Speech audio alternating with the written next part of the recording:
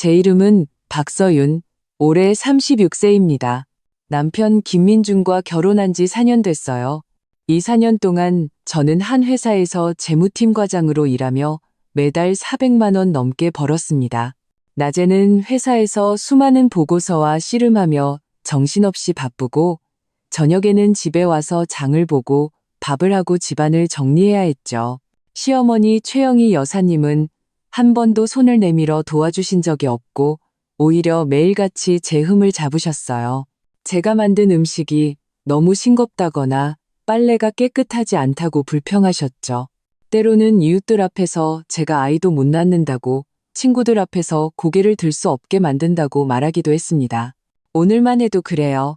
남편 민준 씨가 요즘 계속 일이 힘들다고 해서 그를 위해 특별히 아침 일찍 시장에 가서 그가 좋아하는 갈비와 신선한 인삼, 대추를 사왔습니다. 그에게 몸보신을 시켜주려고 갈비탕을 한 속 끓일 생각이었죠. 오전 9시부터 부엌에 들어가 고기 핏물을 빼고 푹 고아내느라 3시간 넘게 가스레인지 앞에 서 있었습니다. 주방 환풍기가 잘 작동하지 않아 매캐한 연기에 목이 아팠고 등은 땀으로 흠뻑 젖었습니다. 드디어 부드럽게 익은 갈비탕을 식탁에 올리고 앉아서 한숨 돌리기도 전에 현관문이 쾅 하고 열렸습니다. 최영희 여사님이 로또 용지 한 장을 들고 미친 사람처럼 뛰어 들어왔어요. 그 목소리가 어찌나 큰지 창문이 윙윙 울릴 정도였습니다. 최영희 여사님은 거실 중앙으로 달려오면서 목청껏 민준이를 불렀습니다. 민준아, 빨리 나와봐. 엄마가 대박 터졌어. 20억에 당첨됐다고. 우리 집 이제 부자 되는 거야. 저는 아직 국자를 들고 있었는데 너무 놀라 손을 떨어서 국물이 튈 뻔했습니다. 민준 씨가 침실에서 뛰쳐나왔는데 머리는 헝클어져 있었고 눈은 동그래져 있었죠. 그는 서둘러 최영희 여사님 곁으로 다가가 로또 용지를 낚아챘습니다. 엄마, 진짜 당첨된 거 맞아요? 숫자 잘못 본 거 아니고요?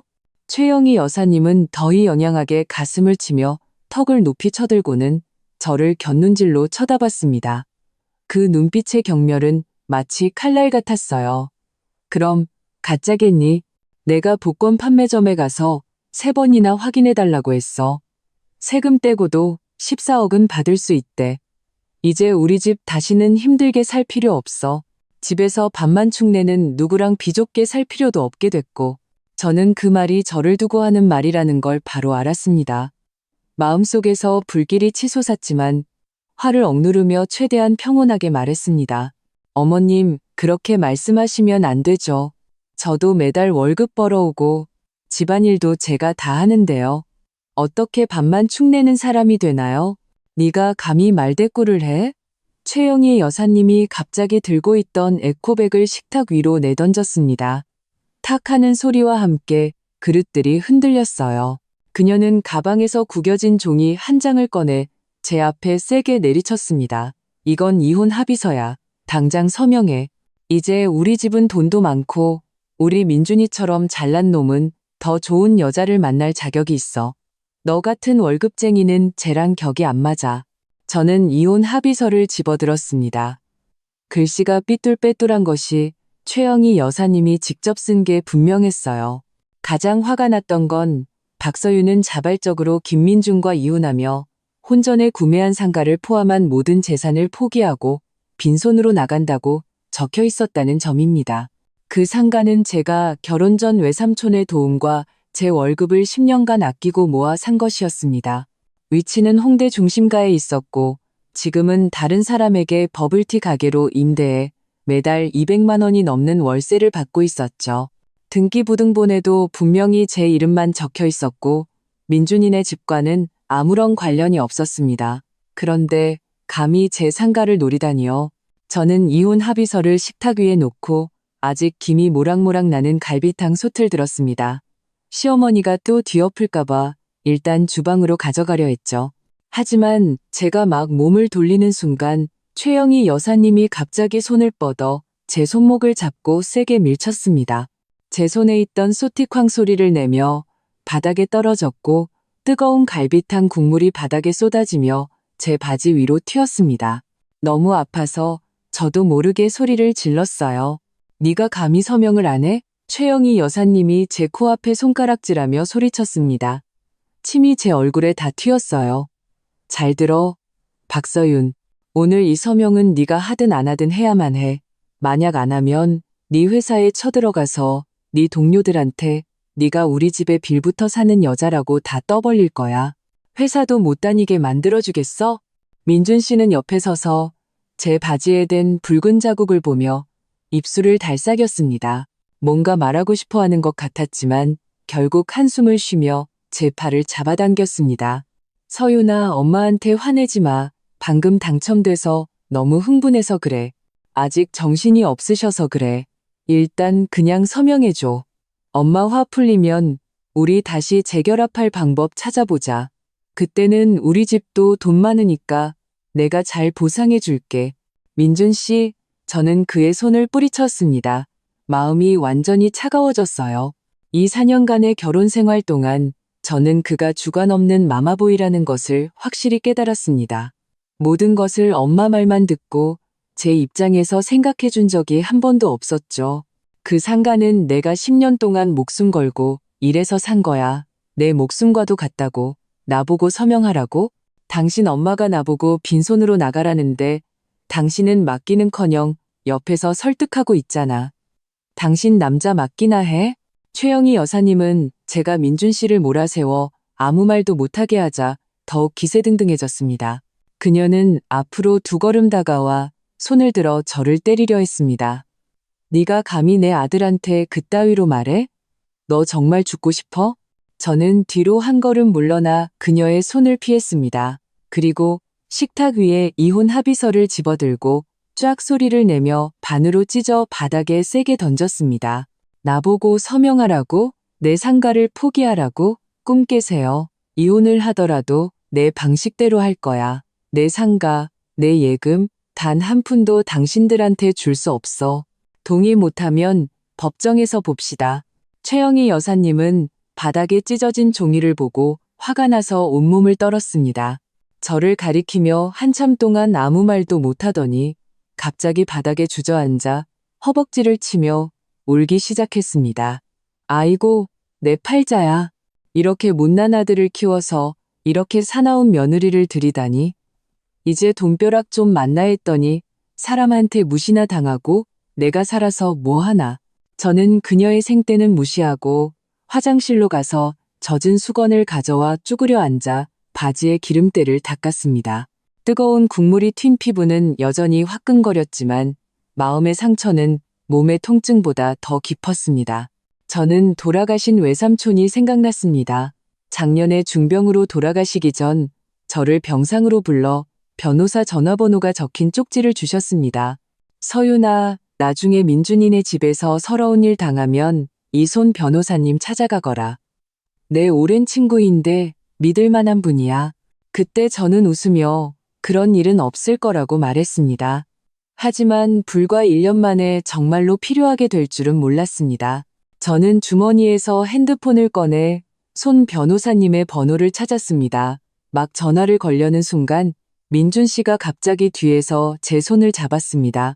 서윤아, 변호사 부르지 마. 응? 우리 좋게 얘기하자. 엄마는 그냥 순간적으로 정신이 없어서 그래. 며칠 지나면 정신 차리고 이혼하자는 말 안 하실 거야. 좋게 얘기하자고? 저는 차갑게 웃으며 그의 손을 뿌리쳤습니다. 방금 당신 엄마가 내 솥을 내던지고 나보고 밥만 축낸다고 욕하고 빈손으로 나가라고 했을 때 당신은 왜 좋게 말 안 했는데? 민준 씨, 내가 당신이랑 결혼한 4년 동안 진심으로 당신네 가족한테 잘했어. 근데 당신들은 나한테 이렇게 대했잖아. 이제 돈 좀 생겼다고 나를 내쫓고 내 재산까지 뺏으려고 하는데 내가 당신들이랑 좋게 얘기할 수 있을 것 같아? 저는 말을 마치고 핸드폰을 든 채 문 쪽으로 걸어갔습니다. 최영희 여사님은 제가 나가려는 것을 보고 서둘러 바닥에서 일어나 제 뒤에서 소리쳤습니다. 박서윤, 나가면 다시는 돌아올 생각 마. 내 아들은 이제 14억이나 있어. 너보다 젊고 예쁜 여자 얼마든지 만날 수 있다고. 다시는 우리 집 문턱 넘을 생각도 하지 마. 저는 뒤돌아보지 않고 문을 열고 나갔습니다. 복도의 빛은 어두웠고 저는 난간을 잡고 천천히 내려갔습니다. 마음이 시리고 아팠습니다. 아파트 아래로 내려와 손 변호사님께 전화를 걸었습니다. 전화는 2번 울리고 바로 연결되었습니다. 손 변호사님의 목소리는 매우 온화했습니다. 여보세요. 누구신가요? 저는 심호흡을 하고 최대한 목소리를 가다듬었습니다. 변호사님, 안녕하세요. 저는 박서윤이라고 합니다. 외삼촌 박태준 씨가 변호사님을 찾아뵈라고 하셨습니다. 지금 좀 곤란한 일이 생겨서 이혼 문제로 상담을 받고 싶습니다.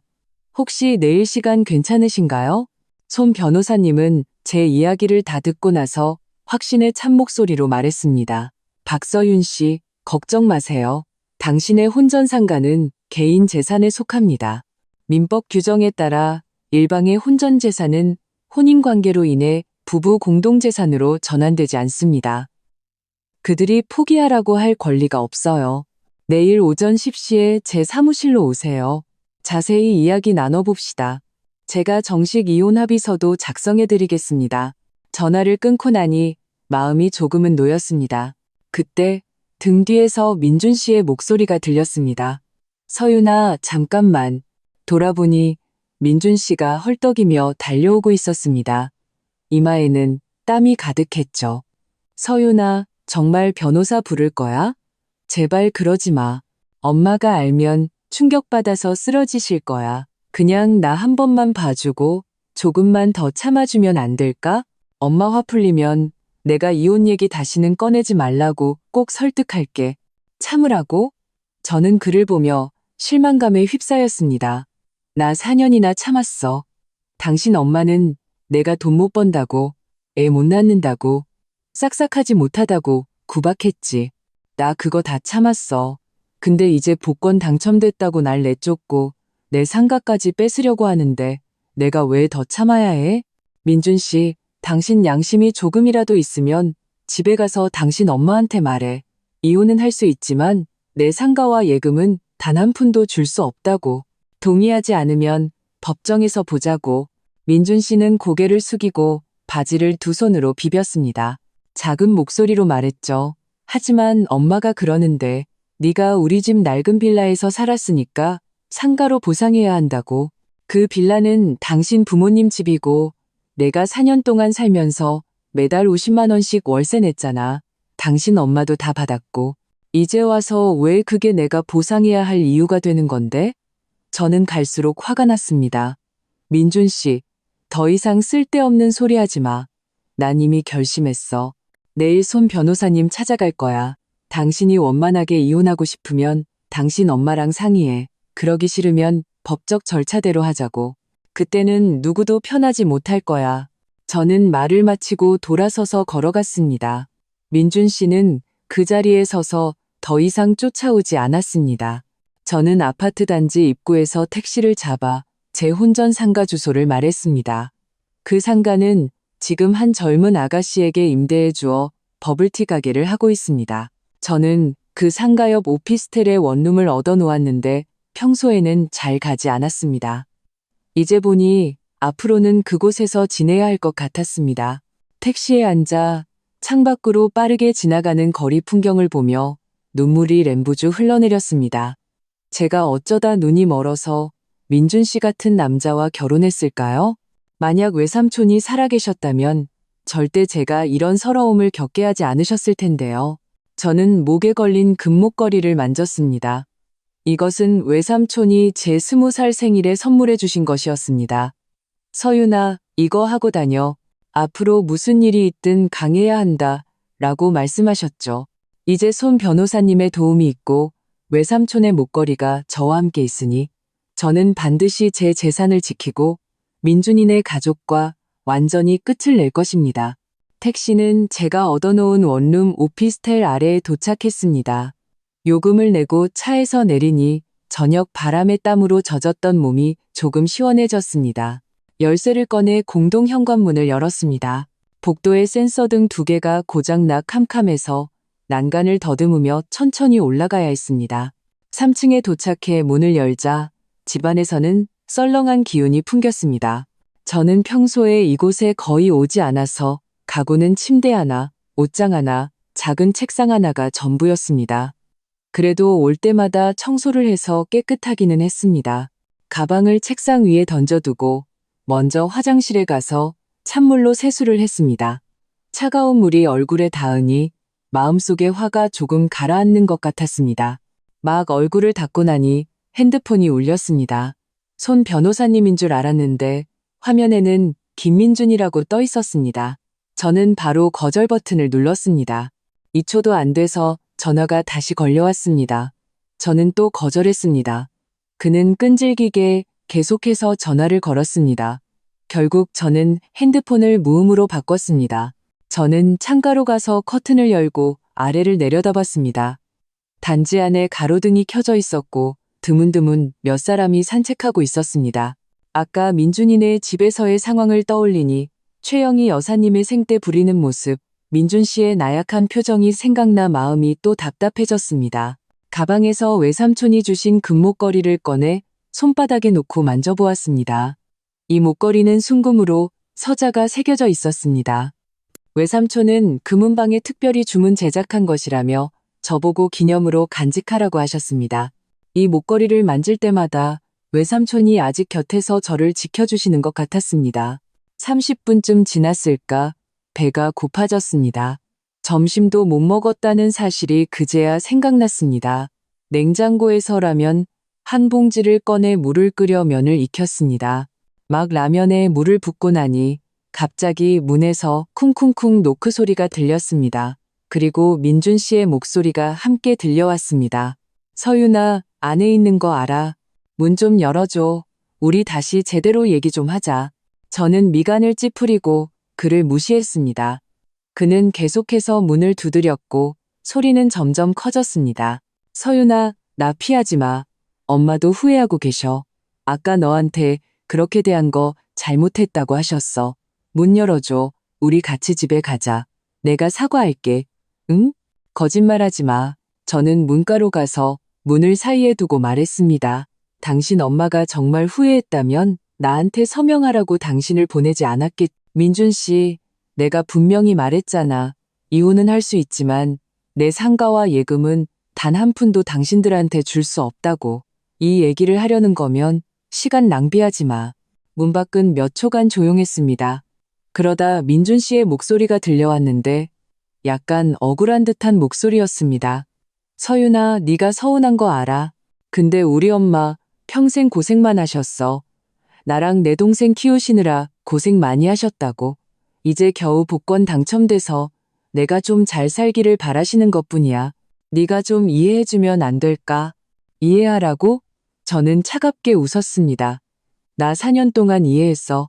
결과가 뭔데? 복권 당첨되니까 제일 먼저 한 일이 나를 빈손으로 내쫓고 내 상가까지 뺏으려는 거였잖아. 이게 당신이 나보고 이해하라는 결과야? 민준 씨, 당신 좀 줏대 있게 굴 수 없어?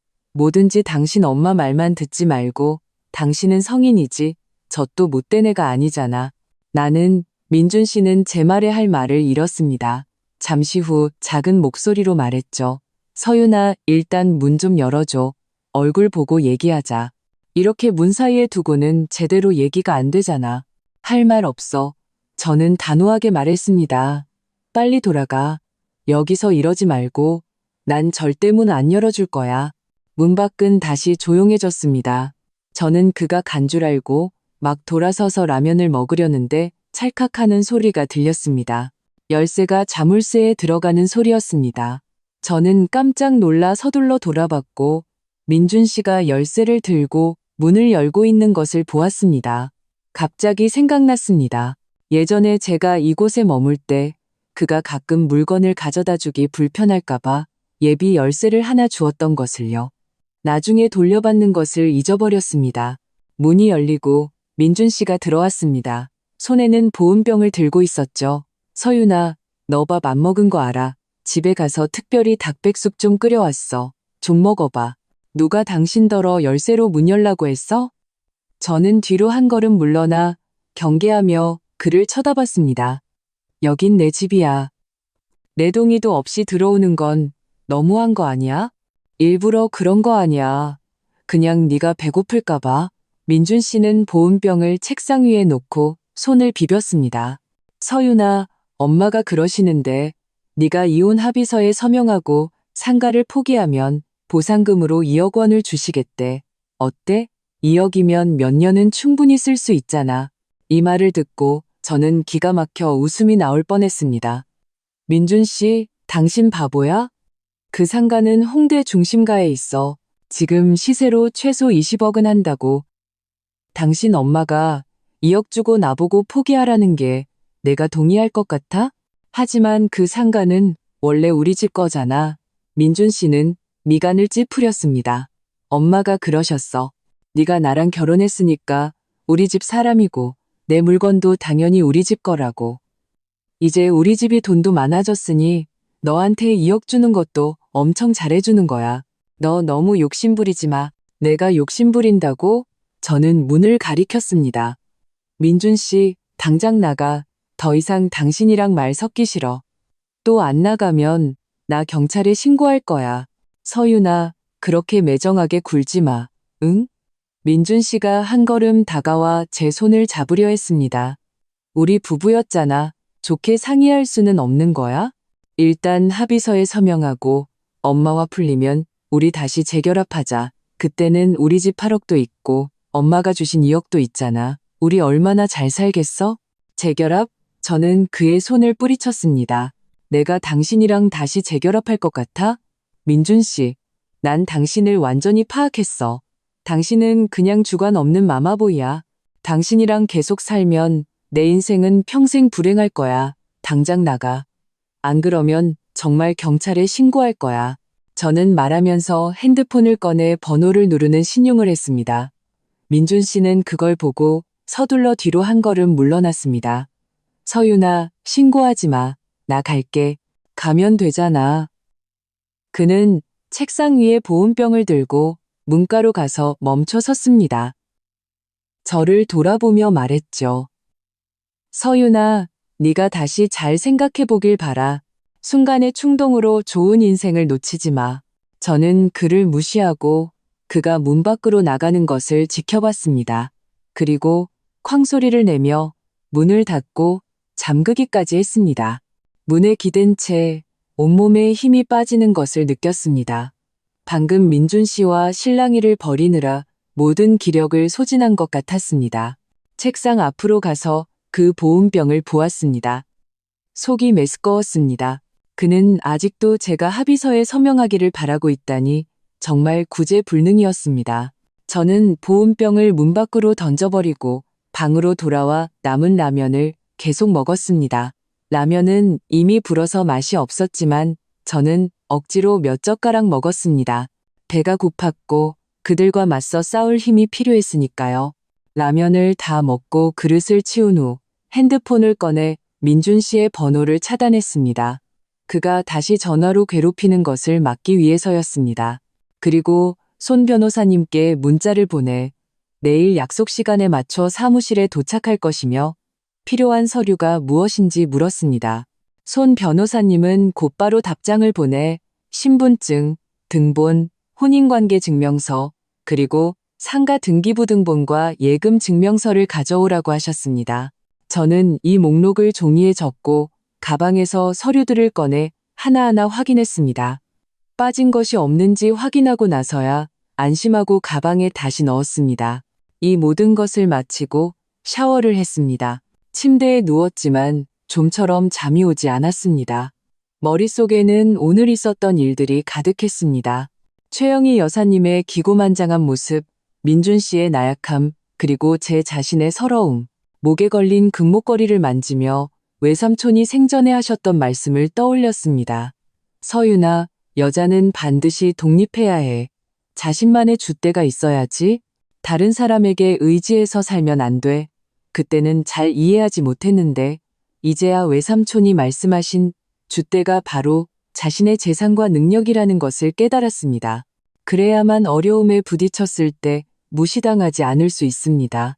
아마도 새벽녘이 되어서야 저는 겨우 잠이 들었습니다. 다음 날 아침 7시가 조금 넘어 잠에서 깼습니다. 씻고 나서 간단히 빵과 우유를 먹고 가방을 메고 집을 나섰습니다. 손 변호사님의 사무실은 시내의 한 오피스 빌딩에 있었습니다. 저는 지하철을 타고 갔는데 가는 길은 순조로웠습니다. 9시 반에 오피스 빌딩 아래에 도착했습니다. 저는 이 오피스 빌딩을 올려다보았습니다. 꽤 웅장했고 입구에는 경비원이 서 있었습니다. 빌딩으로 들어가 경비원에게 손 변호사님의 이름과 사무실 층수를 말하자 안으로 들여보내 주었습니다.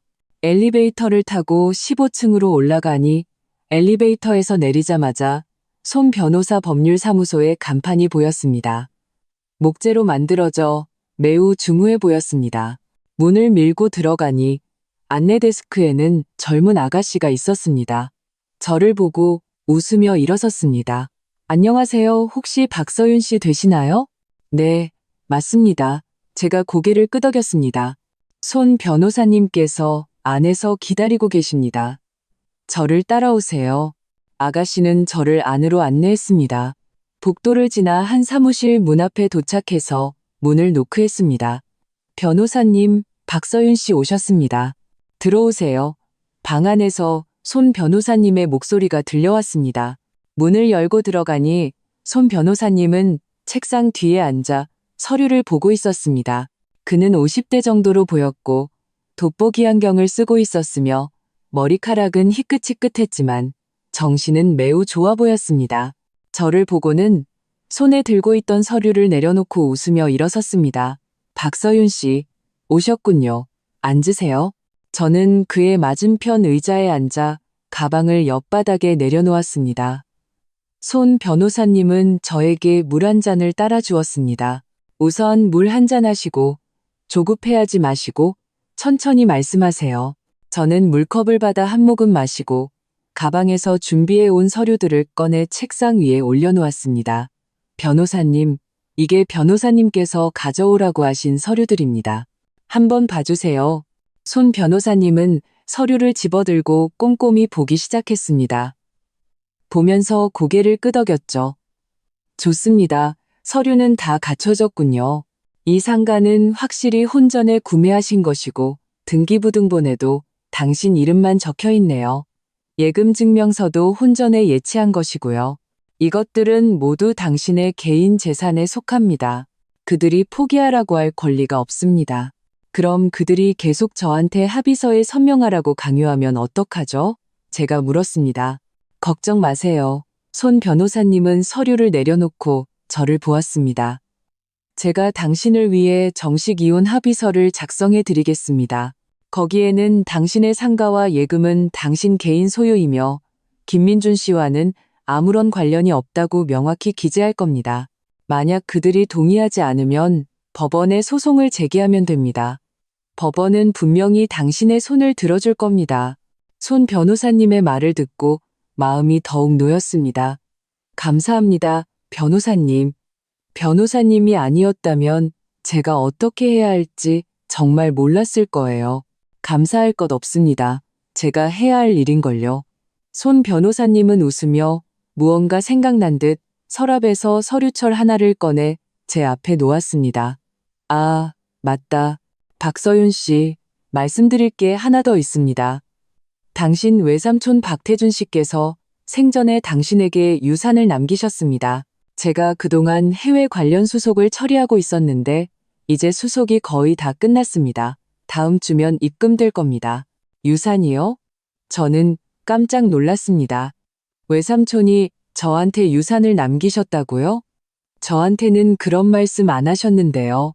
당신 외삼촌은 당신이 부담을 느끼거나 다른 사람들에게 시달릴까봐 걱정하셔서 구체적인 상황을 말씀 안 하신 겁니다. 손 변호사님은 서류철을 열어 서류 한 부를 꺼내 제 앞에 놓았습니다. 보세요. 이건 당신 외삼촌의 유언장입니다. 여기에는 그분 명의의 모든 재산, 즉 회사 지분, 부동산, 예금 등을 모두 당신이 상속받는다고 적혀 있습니다. 원화로 환산하면 대략 3조 원 정도 됩니다. 3조 원이요? 저는 그 순간 머리가 띵했습니다. 손에 들고 있던 물컵을 거의 떨어뜨릴 뻔했습니다. 변호사님, 저한테 농담하시는 거 아니죠? 제 외삼촌은 그냥 무역업을 하셨을 뿐인데 어떻게 그렇게 많은 돈이? 당신 외삼촌의 사업은 규모가 매우 컸습니다. 다만 그분이 성격이 조용하셔서 가족들에게는 많이 말씀 안 하신 것뿐입니다. 손 변호사님은 서류를 제 앞으로 밀어주었습니다. 이건 공증을 받은 것으로 합법적이고 유효합니다. 다음 주까지 당신 계좌로 입금될 겁니다. 그때 제가 다시 알려드리겠습니다. 저는 서류에 있는 외삼촌의 서명을 보았습니다. 생전에 저에게 써주셨던 편지의 서명과 똑같았습니다. 갑자기 눈물이 왈칵 쏟아졌습니다. 외삼촌은 항상 저를 지켜주고 계셨습니다. 돌아가신 후에도 저에게 이렇게 큰 버팀목을 남겨주셨습니다. 저는 눈물을 닦고 손 변호사님을 보았습니다. 감사합니다, 변호사님. 정말 어떻게 감사를 드려야 할지 모르겠습니다. 저한테 감사할 것 없습니다. 이건 모두 당신 외삼촌의 마음입니다. 손 변호사님은 제 어깨를 두드렸습니다. 이 유산이 있으니 당신의 앞으로의 삶은 걱정할 필요가 없을 겁니다. 그들이 당신을 다시 괴롭힐까봐 두려워할 필요도 없고요. 이제 우선 이혼 문제를 잘 처리하고 그 다음에 앞으로의 삶을 잘 계획해 보세요. 저는 고개를 끄덕였습니다. 마음에 갑자기 자신감이 생겼습니다. 이전에는 최영희 여사님과 민준 씨가 소란을 피울까봐 두려웠지만 이제 3조 원의 유산이 있고 손 변호사님이 도와주시니 더 이상 그들을 두려워할 필요가 없었습니다. 저는 손 변호사님이 이혼 합의서를 작성하기 시작하는 것을 보며 마음속으로 굳게 다짐했습니다. 반드시 민준이네 가족과 완전히 끝을 맺고 제 새로운 삶을 시작하겠다고요. 손 변호사 사무실에서 나왔을 때 발걸음이 한결 가벼워진 것을 느꼈습니다.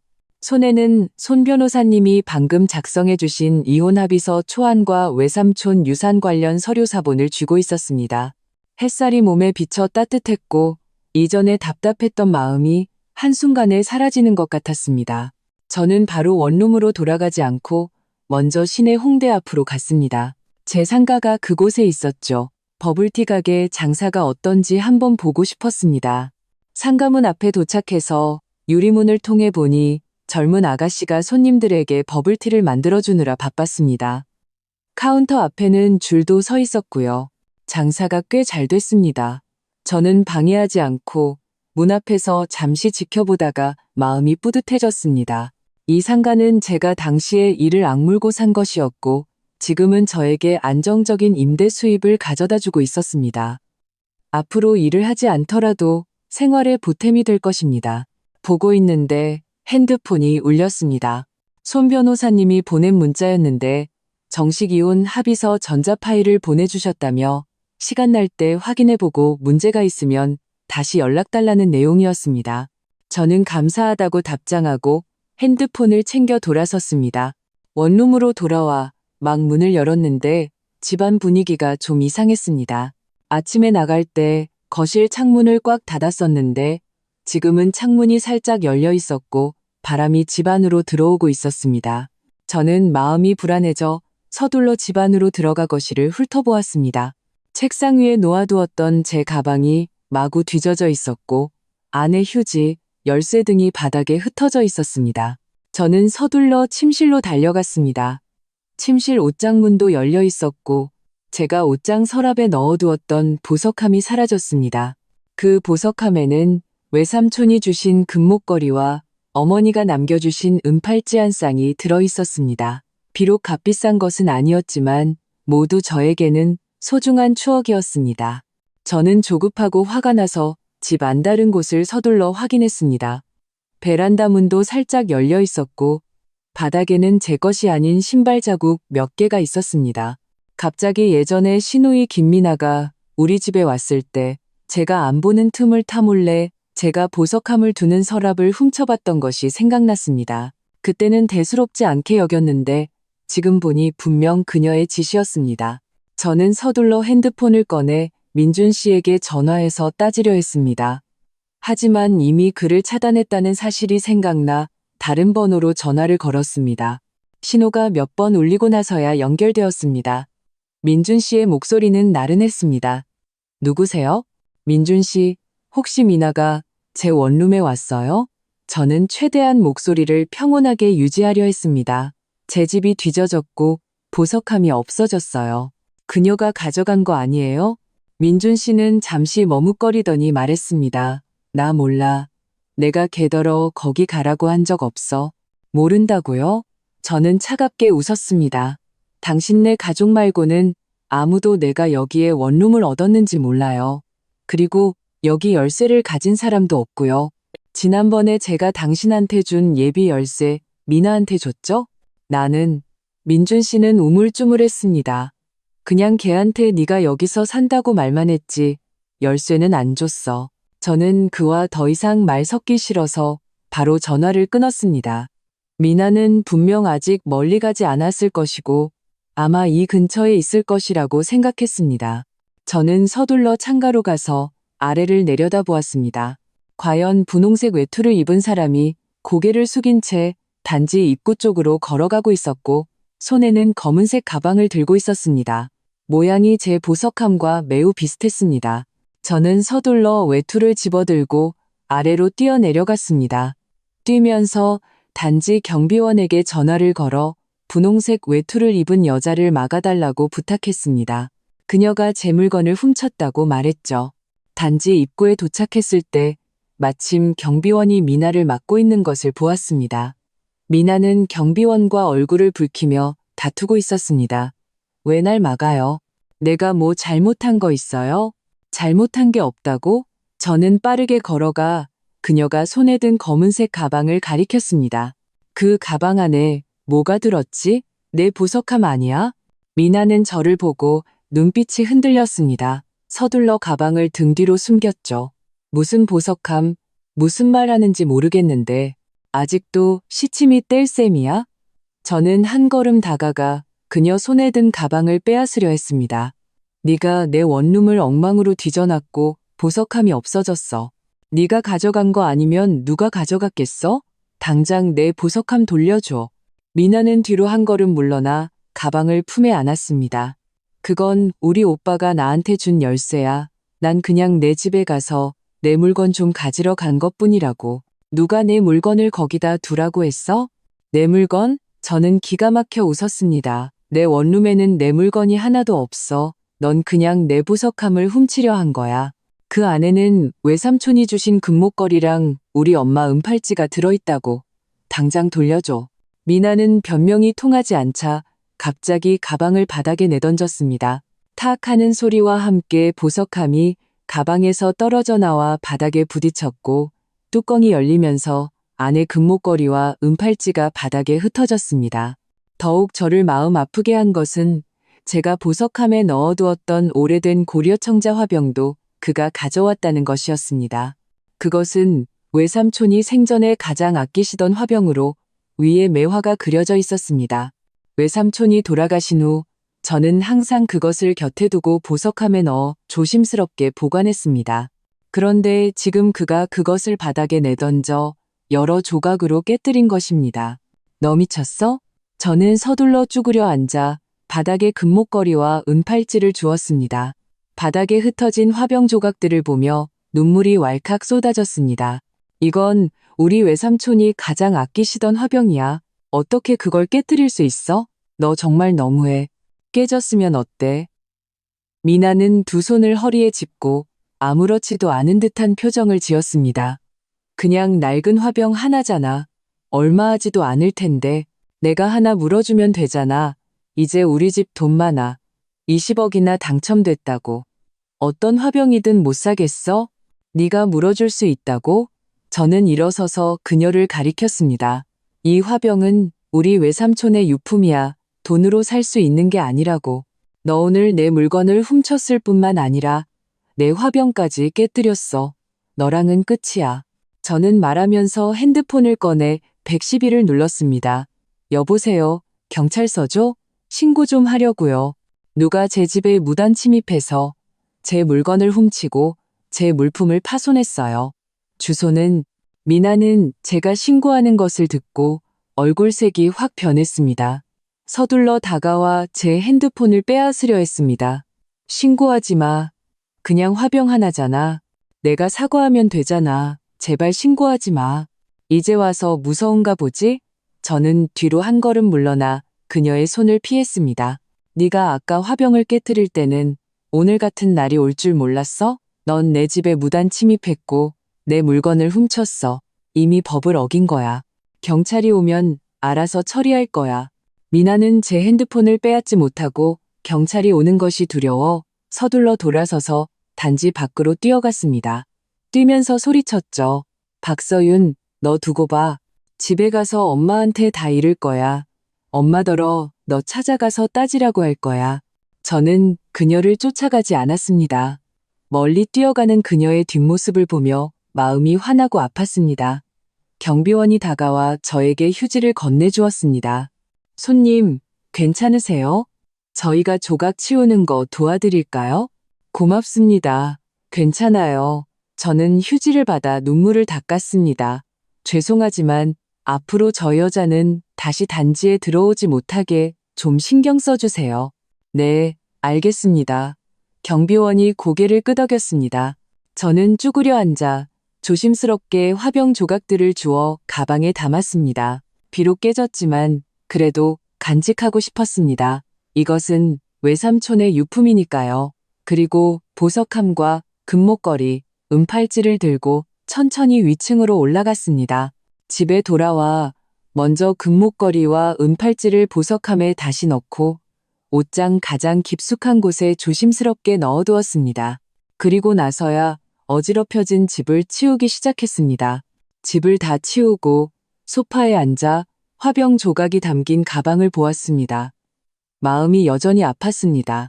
핸드폰을 꺼내 손 변호사님께 문자를 보내 미나가 제 집에 무단 침입해서 물건을 훔치고 화병을 깨뜨린 사실을 알렸습니다.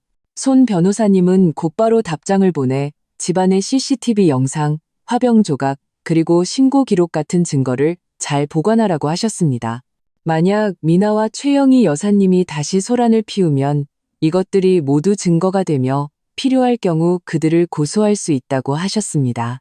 저는 알겠다고 답장하고 일어나서 바람을 쐬러 베란다로 갔습니다. 베란다에서 불어오는 바람은 약간 서늘했습니다. 저는 목에 걸린 금목걸이를 만졌습니다. 다행히 이 목걸이는 미나에게 빼앗기지 않았습니다. 그랬다면 정말 후회했을 겁니다.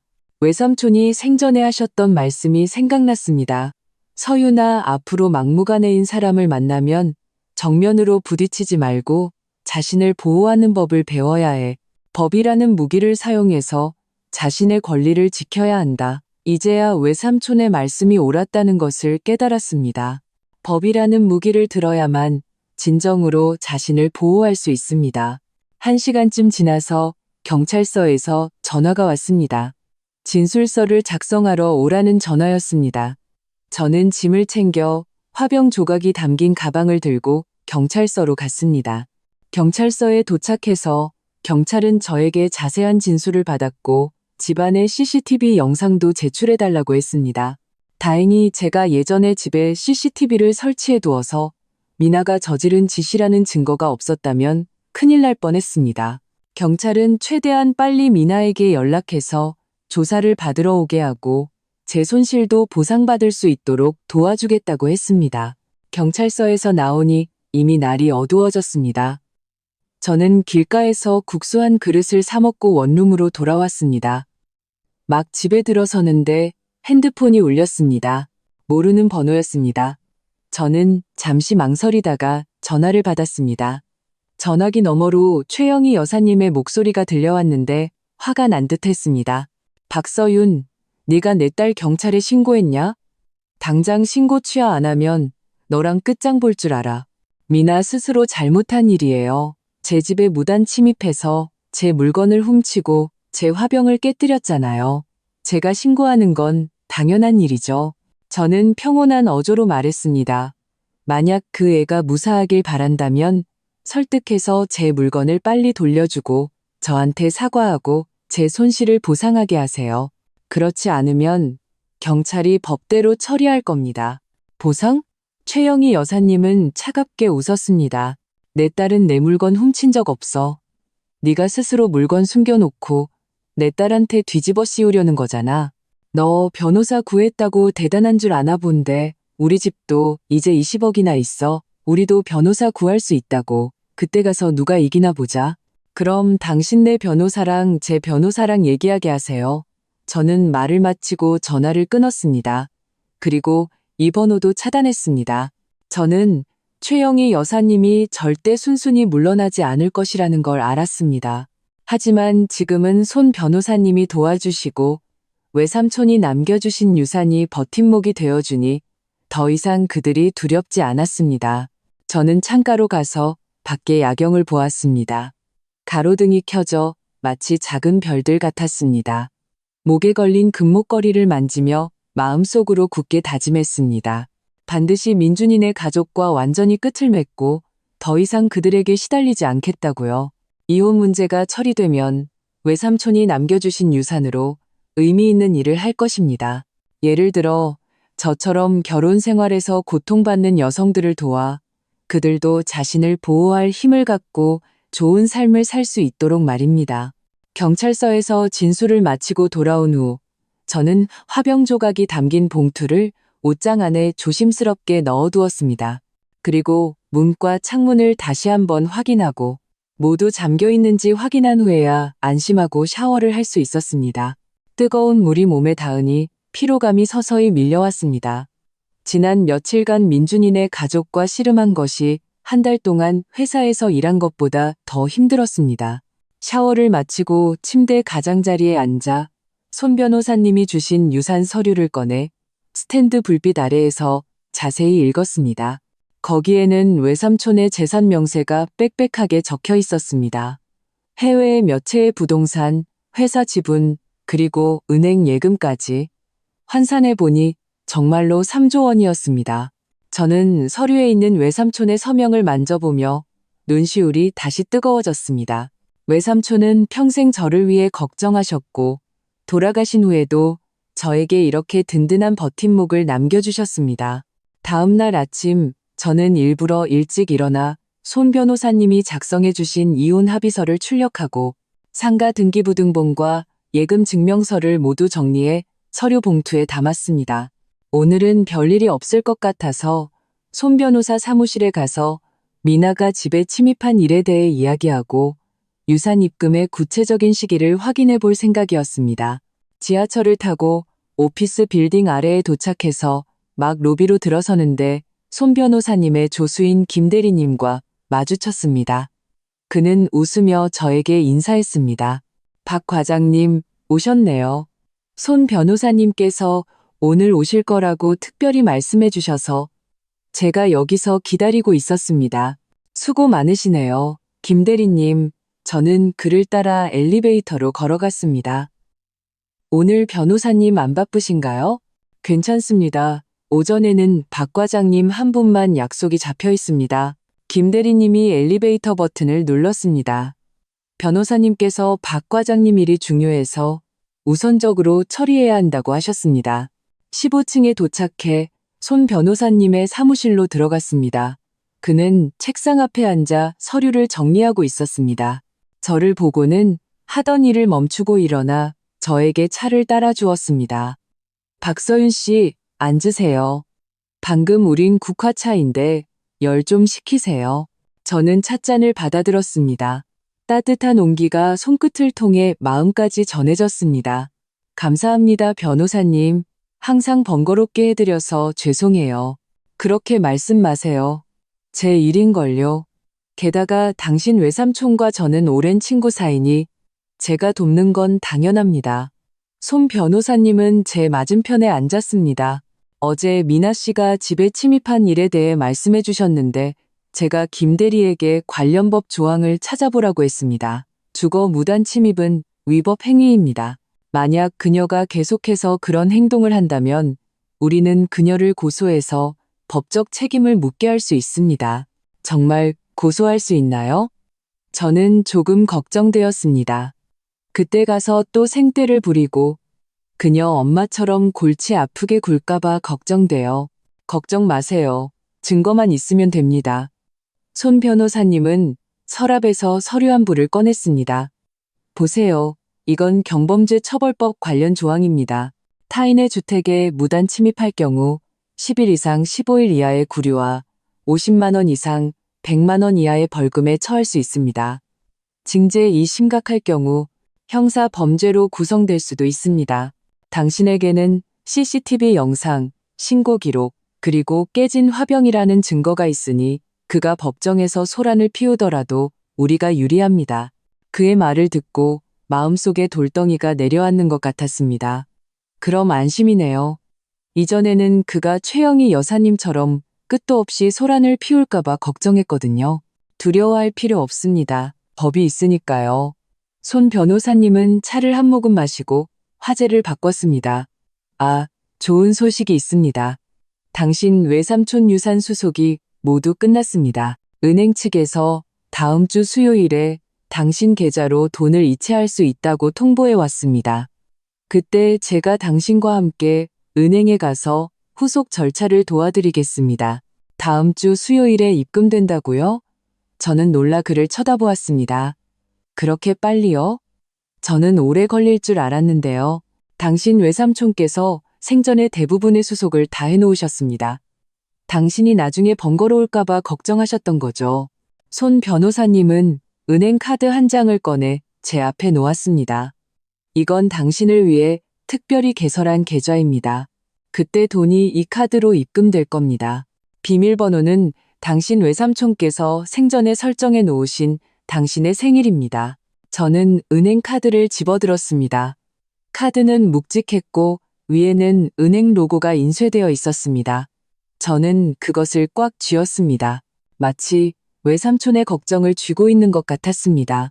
감사합니다. 변호사님, 변호사님이 아니었다면 제가 이 일들을 어떻게 처리해야 할지 정말 몰랐을 거예요. 저한테 감사할 것 없습니다. 모두 당신 외삼촌께서 준비해 놓으신 겁니다. 손 변호사님은 웃으며 말했습니다. 아, 이혼 합의서는 보셨나요? 수정할 부분은 없으신가요? 봤습니다. 수정할 부분은 없습니다. 저는 출력해온 이혼 합의서를 그에게 건넸습니다.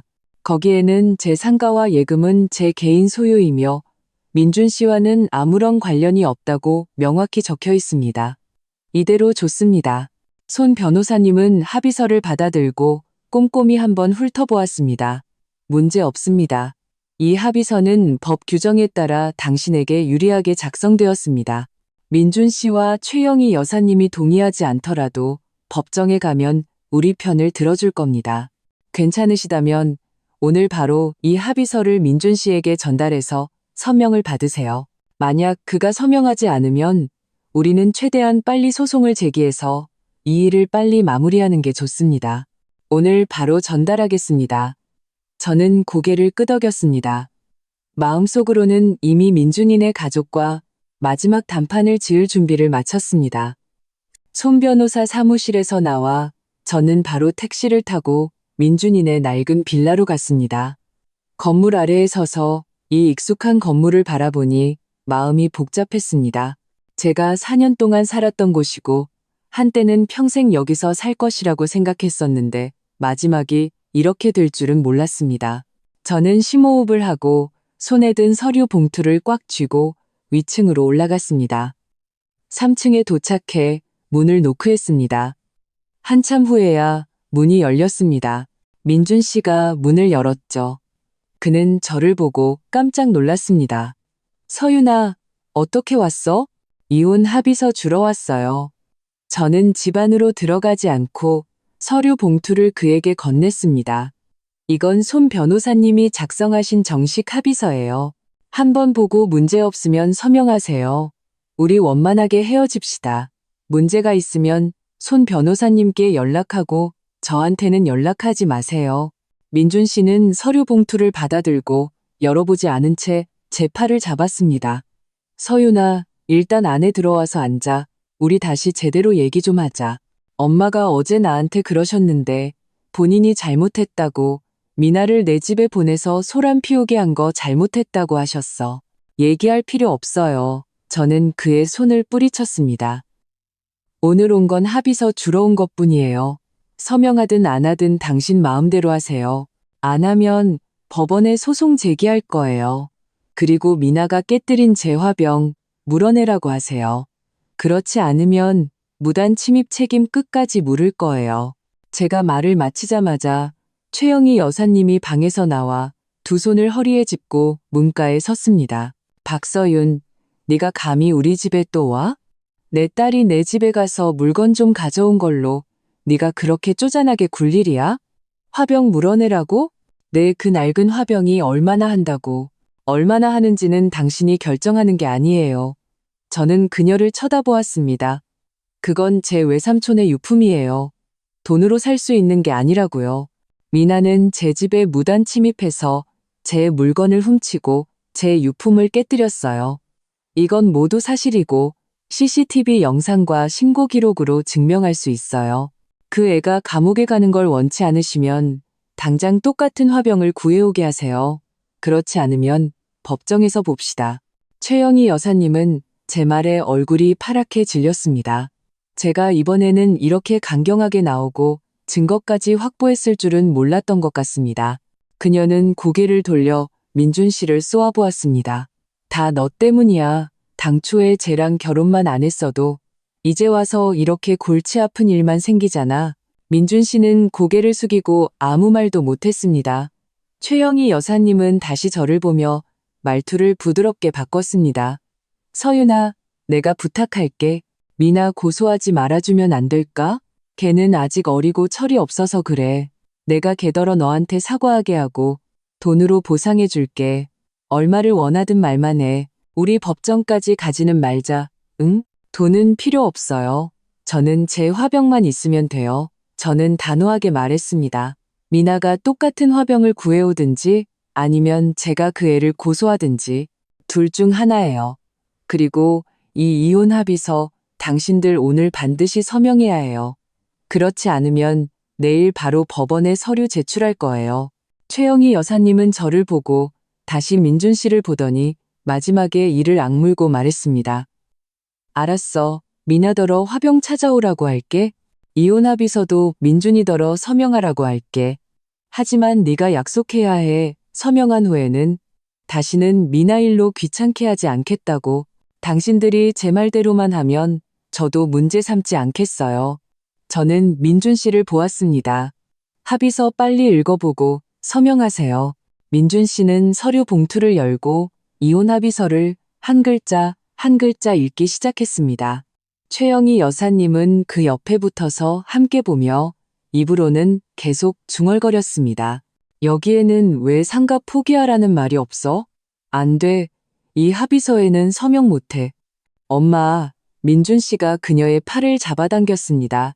손 변호사님이 그러셨어요. 이 상가는 서윤이의 혼전 재산이라서 우리가 포기하라고 할 권리가 없다고요. 법정에 가도 우리가 진대요. 난 몰라.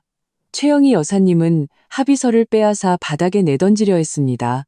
내 아들이 걔랑 4년이나 결혼했는데 걔는 우리 집에서 살고 우리 집 밥 먹었잖아. 어떻게든 우리한테 보상은 좀 해야지. 안 그러면 이혼 못해? 너무하시네요. 저는 한 걸음 다가가 그녀의 손에서 합의서를 다시 빼앗았습니다. 이 집 제가 매달 월세 냈어요. 밥도 제가 장 봐서 직접 했고요. 제가 당신네 집에 빚진 거 하나도 없어요. 계속 이렇게 막무가내로 나오시면 지금 바로 경찰에 신고해서 경찰더러 판단해달라고 할 거예요. 최영희 여사님은 제가 신고하려는 것을 보고 서둘러 뒤로 한 걸음 물러났습니다. 신고하지 마. 알았어. 내가 민준이더러 서명하라고 하면 되잖아.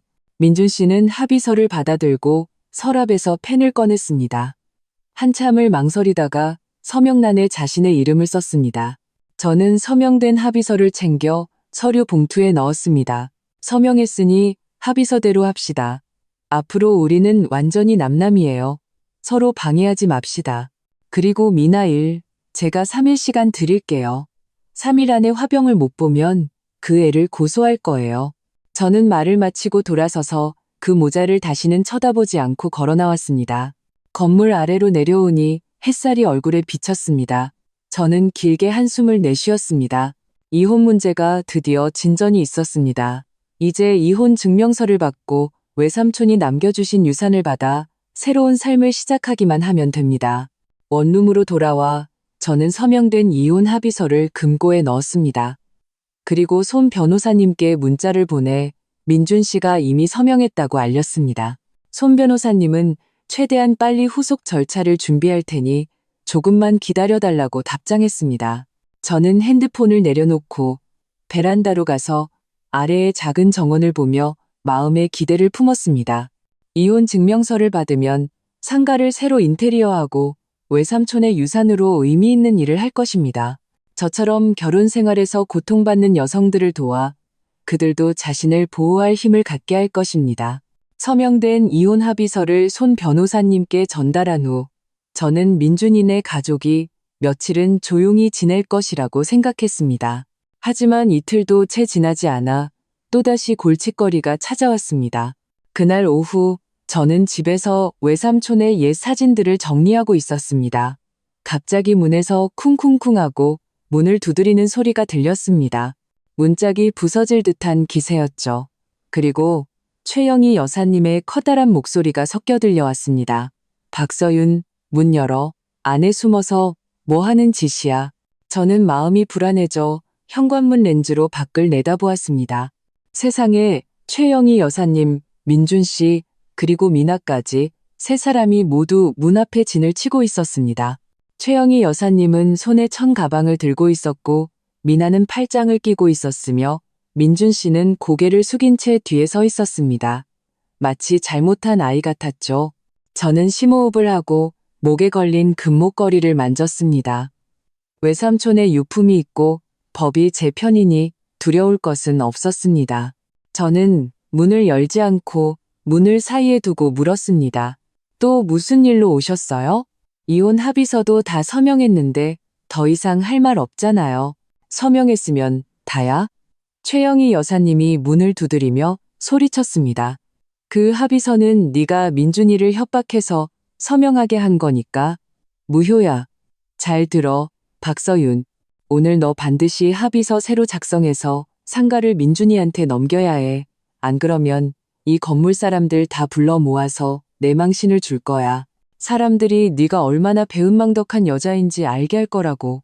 배은망덕? 저는 차갑게 웃었습니다. 제가 당신네 집에서 4년 동안 소처럼 일했어요.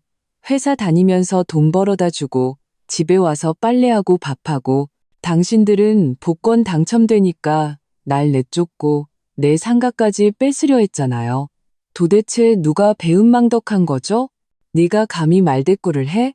최영희 여사님의 목소리가 더 날카로워졌습니다. 내 아들이 너랑 결혼해준 것만으로도 감지덕지해야지. 네가 호의를 베풀어주니 권리인 줄 아네. 오늘 문 안 열면 네가 열 때까지 계속 두드릴 거야. 그녀는 말하며 더 세게 문을 두드렸습니다.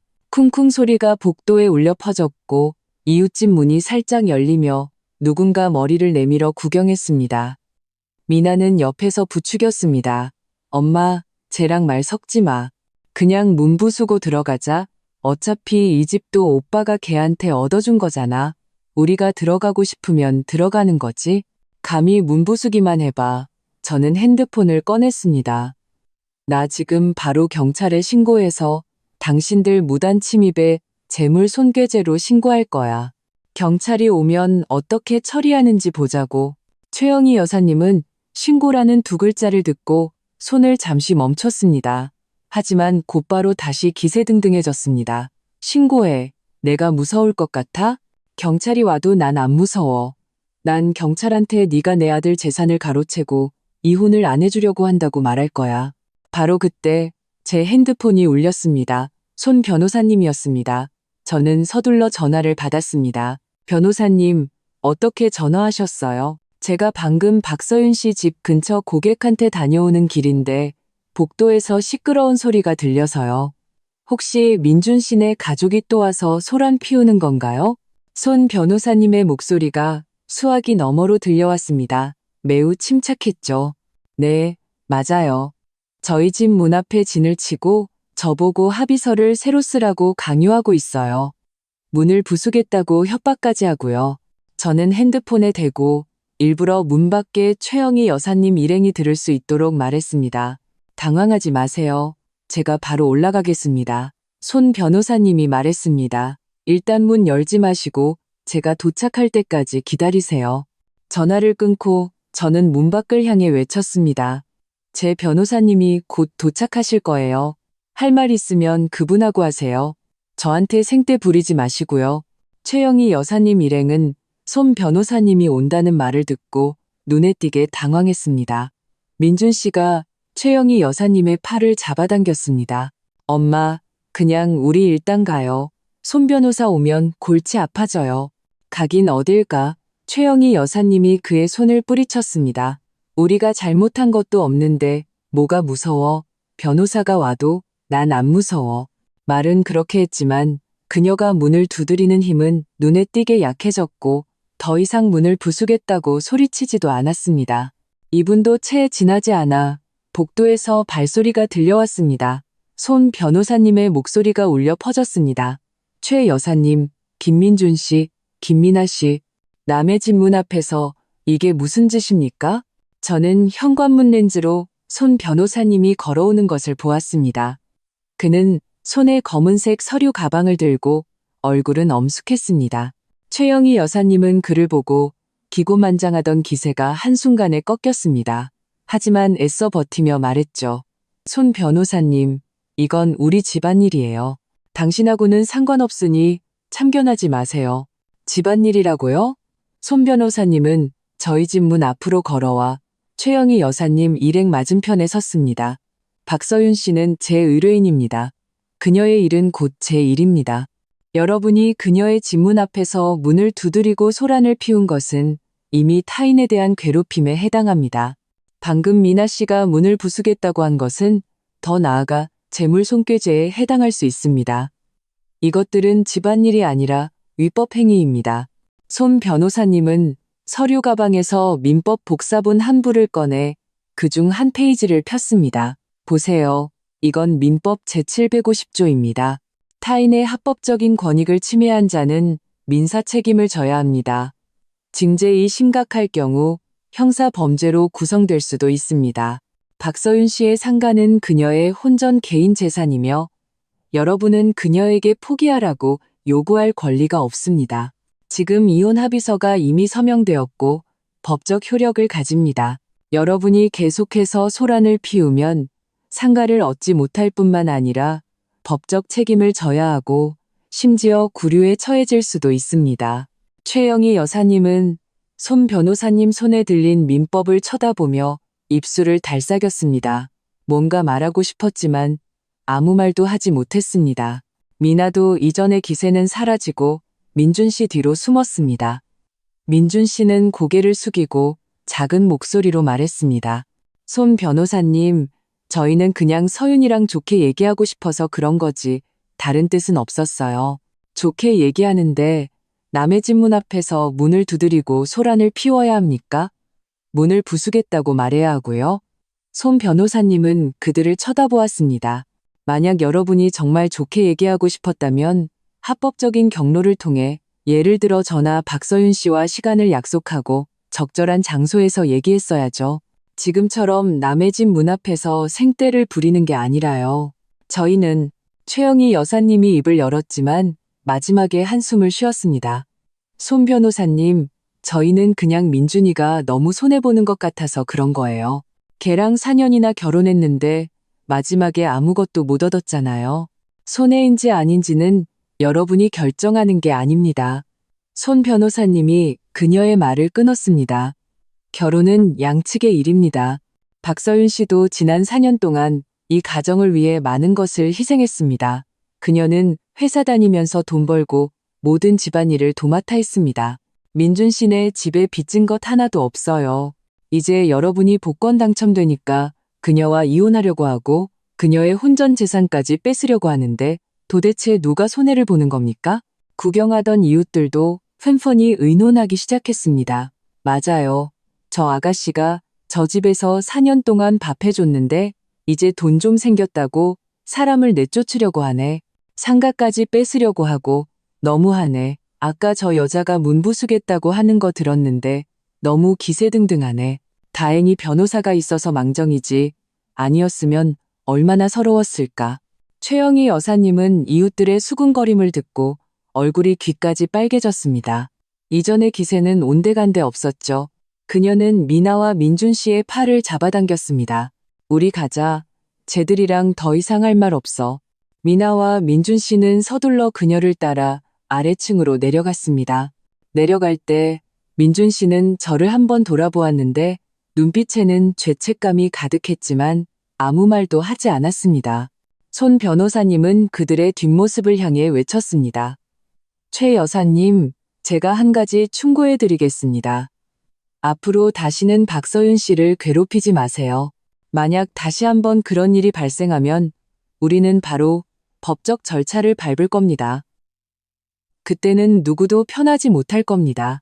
최영희 여사님 일행은 뒤돌아보지 않고 서둘러 걸어갔습니다.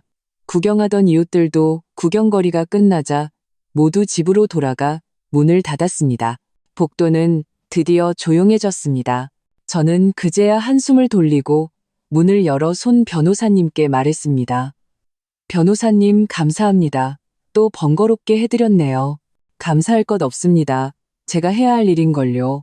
손 변호사님은 집 안으로 들어와 사방을 둘러보았습니다. 별일 없으시죠? 그들이 문을 부수거나 물건을 망가뜨리지는 않았고요. 없어요. 그들이 문을 부수기 전에 변호사님이 오셨어요.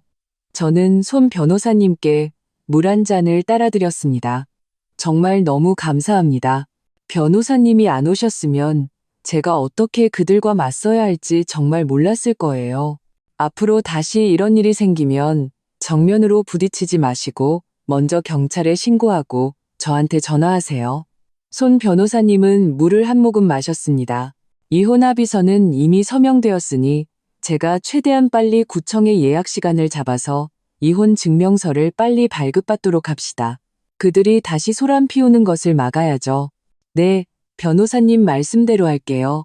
저는 고개를 끄덕였습니다. 마음이 훨씬 편안해졌습니다. 손 변호사님이 있고 법이 제 편이니 최영희 여사님 일행이 다시 소란을 피우려 해도 아무런 소득도 얻지 못할 것입니다. 손 변호사님은 저와 잠시 더 이야기를 나누고 안전에 유의하라고 당부했습니다. 만약 민준이네 가족이 근처에서 배회하는 것을 발견하면 즉시 그에게 연락하거나 경찰에 신고하라고 했습니다. 그가 떠난 후 저는 문을 잠그고 베란다로 가서 아래의 거리 풍경을 보았습니다. 마음속으로 다행이라고 생각했습니다. 다행히 외삼촌이 남겨주신 손 변호사님이 계셔서 아니었으면 제가 민준이네 가족의 조잔을 어떻게 감당해야 할지 정말 몰랐을 겁니다. 저녁에 저는 멀리 다른 지역에 계신 이모께 전화를 걸어 민준이네 가족이 와서 소란 피운 일과 손 변호사님이 도와주신 경위를 말씀드렸습니다. 이모는 전화기 너머로 최영희 여사님을 욕하며 만약 민준이네 가족이 다시 와서 소란 피우면 본인이 와서 도와주겠다고 하셨습니다.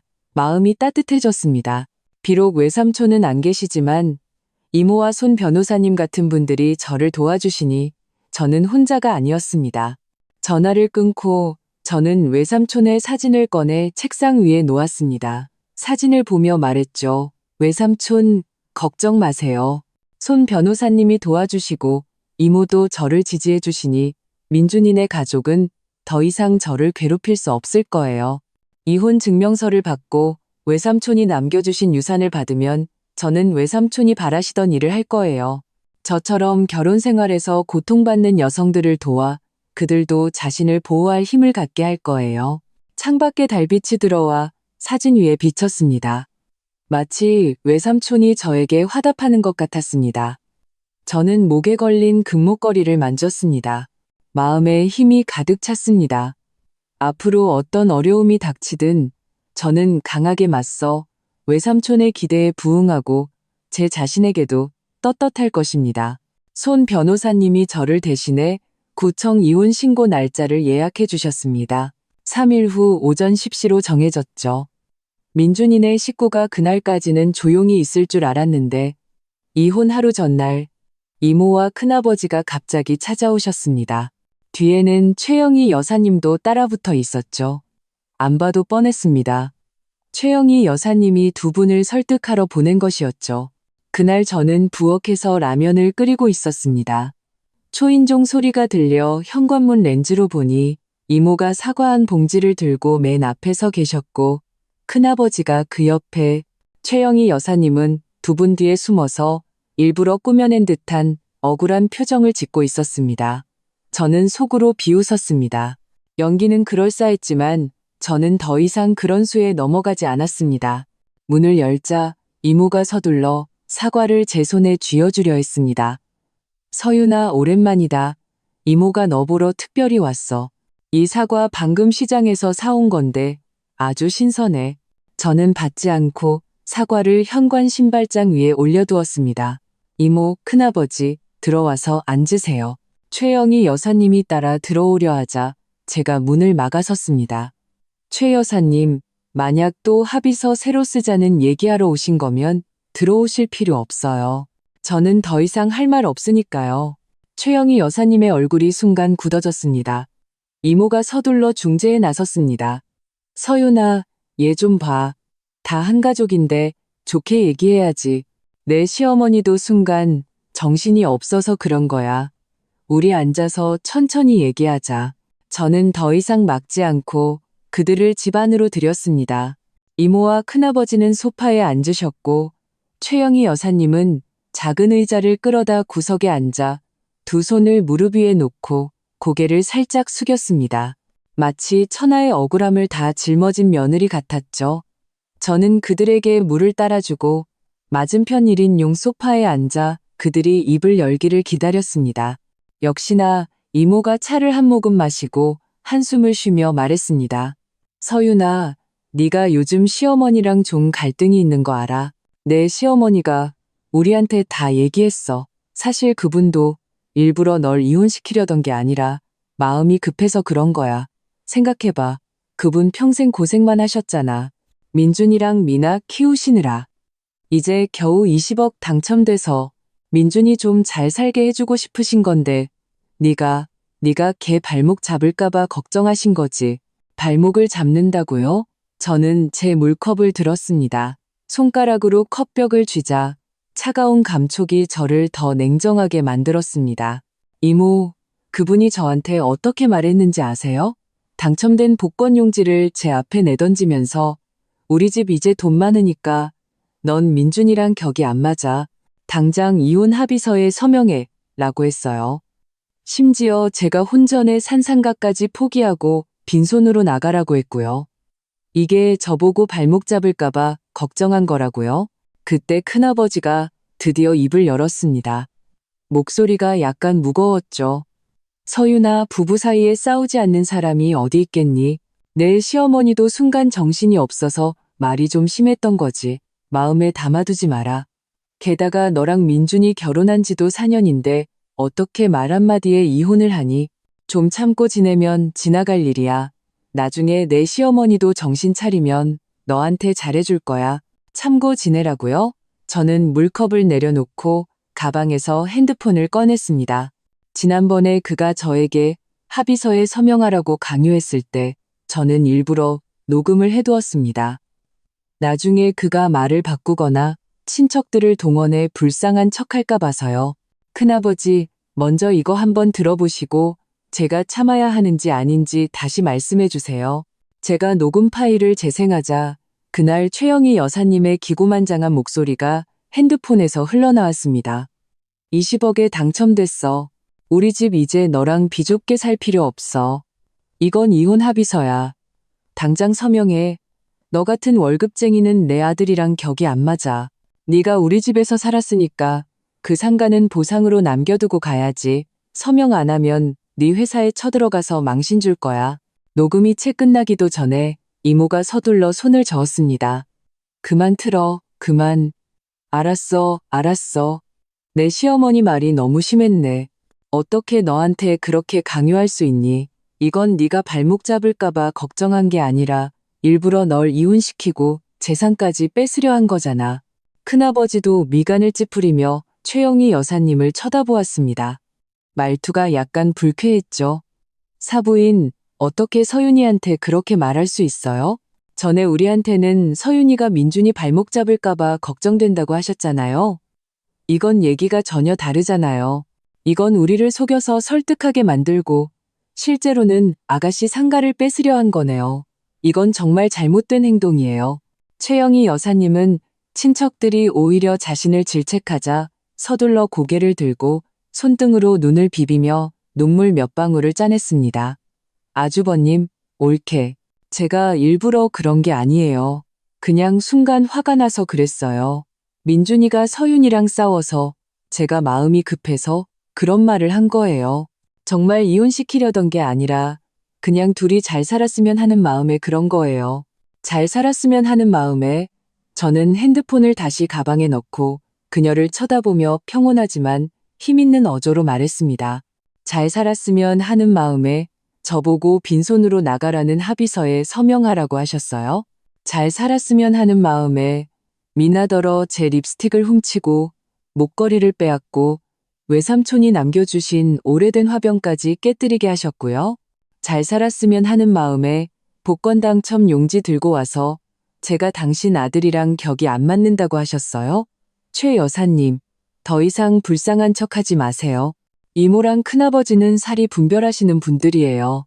당신 말이 진심인지 아닌지 들어보면 다 아세요. 이모가 고개를 끄덕이며 제 손을 잡고 말했습니다. 서윤아, 이건 명백히 내 시어머니가 잘못한 거야. 마음에 담아두지 마. 앞으로 그분이 또 너를 괴롭히면 이모한테 말해. 이모가 혼내줄게. 이혼 문제는 네가 마음 정했으면 네 생각대로 해. 다른 사람 말 듣지 말고 인생은 네가 사는 거니까 네가 편한 게 제일 중요해. 큰아버지도 따라서 말했습니다. 그래, 서윤아. 네 시어머니가 이번 일은 너무 심했어. 우리가 전에는 상황을 몰라서 너한테 참으라고 한 건데 이제 알았으니 다시는 너한테 참으라고 강요 안 할게. 도움이 필요하면 예를 들어 변호사를 구하거나 서류 처리 같은 거 우리한테 말해. 우리가 큰 도움은 못 돼도 잔심부름 정도는 해줄 수 있으니까. 최영희 여사님은 친척들이 모두 제 편에 서자 더 이상 연기할 수 없었습니다. 얼굴이 불그락 변했고 의자에 앉아 두 손으로 옷자락을 꽉 쥐고 한마디도 하지 못했습니다. 잠시 후 그녀는 벌떡 일어나 의자 등받이에 걸쳐둔 외투를 집어들고 이모와 큰아버지에게 말했습니다. 옳게, 아주버님, 저 먼저 가볼게요. 말을 마치고 그들의 대답을 기다리지도 않고 뒤도 돌아보지 않고 가버렸습니다. 문을 닫을 때 어찌나 세게 닫았는지 벽에 걸린 액자가 흔들릴 정도였습니다. 최영희 여사님이 떠난 후 이모는 저와 잠시 더 이야기를 나누며 그녀와 같은 수준에서 생각하지 말고 제 자신이 즐거운 게 제일 중요하다고 위로해 주셨습니다. 큰아버지도 앞으로 최영희 여사님이 다시 소란을 피우면 망설이지 말고 바로 경찰에 신고하라고 하셨습니다. 두 분은 30분 정도 앉아 있다가 가셨습니다. 가실 때 그 사과 한 봉지를 남겨두고 가셨죠. 간식으로 먹어. 맨날 라면만 먹지 말고 몸에 안 좋아라고 하시면서요. 저는 그들을 문 앞까지 배웅하고 멀어져 가는 뒷모습을 보며 마음이 매우 든든했습니다. 거실로 돌아와 베란다로 가서 외삼촌이 주신 아이비 화분을 보았습니다. 이 아이비는 외삼촌이 생전에 보내주신 것으로 제가 3년 동안 키웠는데 잎이 윤기나게 자랐습니다. 이 화분을 볼 때마다 마치 외삼촌을 보는 것 같아 마음이 든든했습니다. 저는 목에 걸린 금목걸이를 만졌습니다. 차가운 금속이 피부에 닿자 외삼촌이 예전에 하셨던 말씀이 생각났습니다. 막무가내인 사람을 만나면 싸울 필요 없어. 증거로 말하면 돼. 살이 분별하는 사람은 자연히 내 편이 되어줄 거야. 이제 이모와 큰아버지도 최영희 여사님의 진짜 모습을 알게 되었습니다. 앞으로 그녀가 다시 친척들을 동원해 화해를 권하거나 불쌍한 척해도 아무도 그녀를 믿지 않을 것입니다. 저는 책상 앞으로 가서 내일 가져가야 할 서류들, 이혼 합의서, 신분증, 등본, 혼인관계증명서를 모두 정리해 서류 봉투에 넣었습니다. 그리고 핸드폰을 다시 한번 확인하고 녹음 파일과 증거들이 다 있는지 확인한 후에야 안심하고 서류 봉투를 침대 머리맡에 두었습니다. 밤에 자기 전에 손 변호사님께 문자를 보내 이모와 큰아버지가 화해를 권하러 왔다가 결국 제 편에 서주셨다고 말씀드렸습니다. 손 변호사님은 그게 맞습니다. 진실은 사람의 마음에 있습니다. 우리가 증거를 가지고 있고 이치에 맞는 한 다른 사람들의 말은 두려워할 필요 없습니다. 내일 제가 구청에 같이 가겠습니다. 걱정 마세요. 라고 답장했습니다. 손 변호사님의 답장을 보고 마음이 더욱 든든해졌습니다.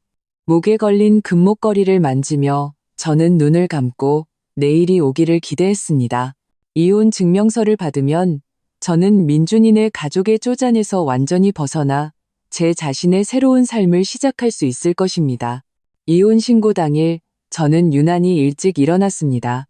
팔씨도 안 돼서 씻고 새로 산 베이지색 코트를 입었습니다. 산뜻한 모습으로 그 끔찍했던 결혼 생활과 완전히 작별하고 싶었습니다.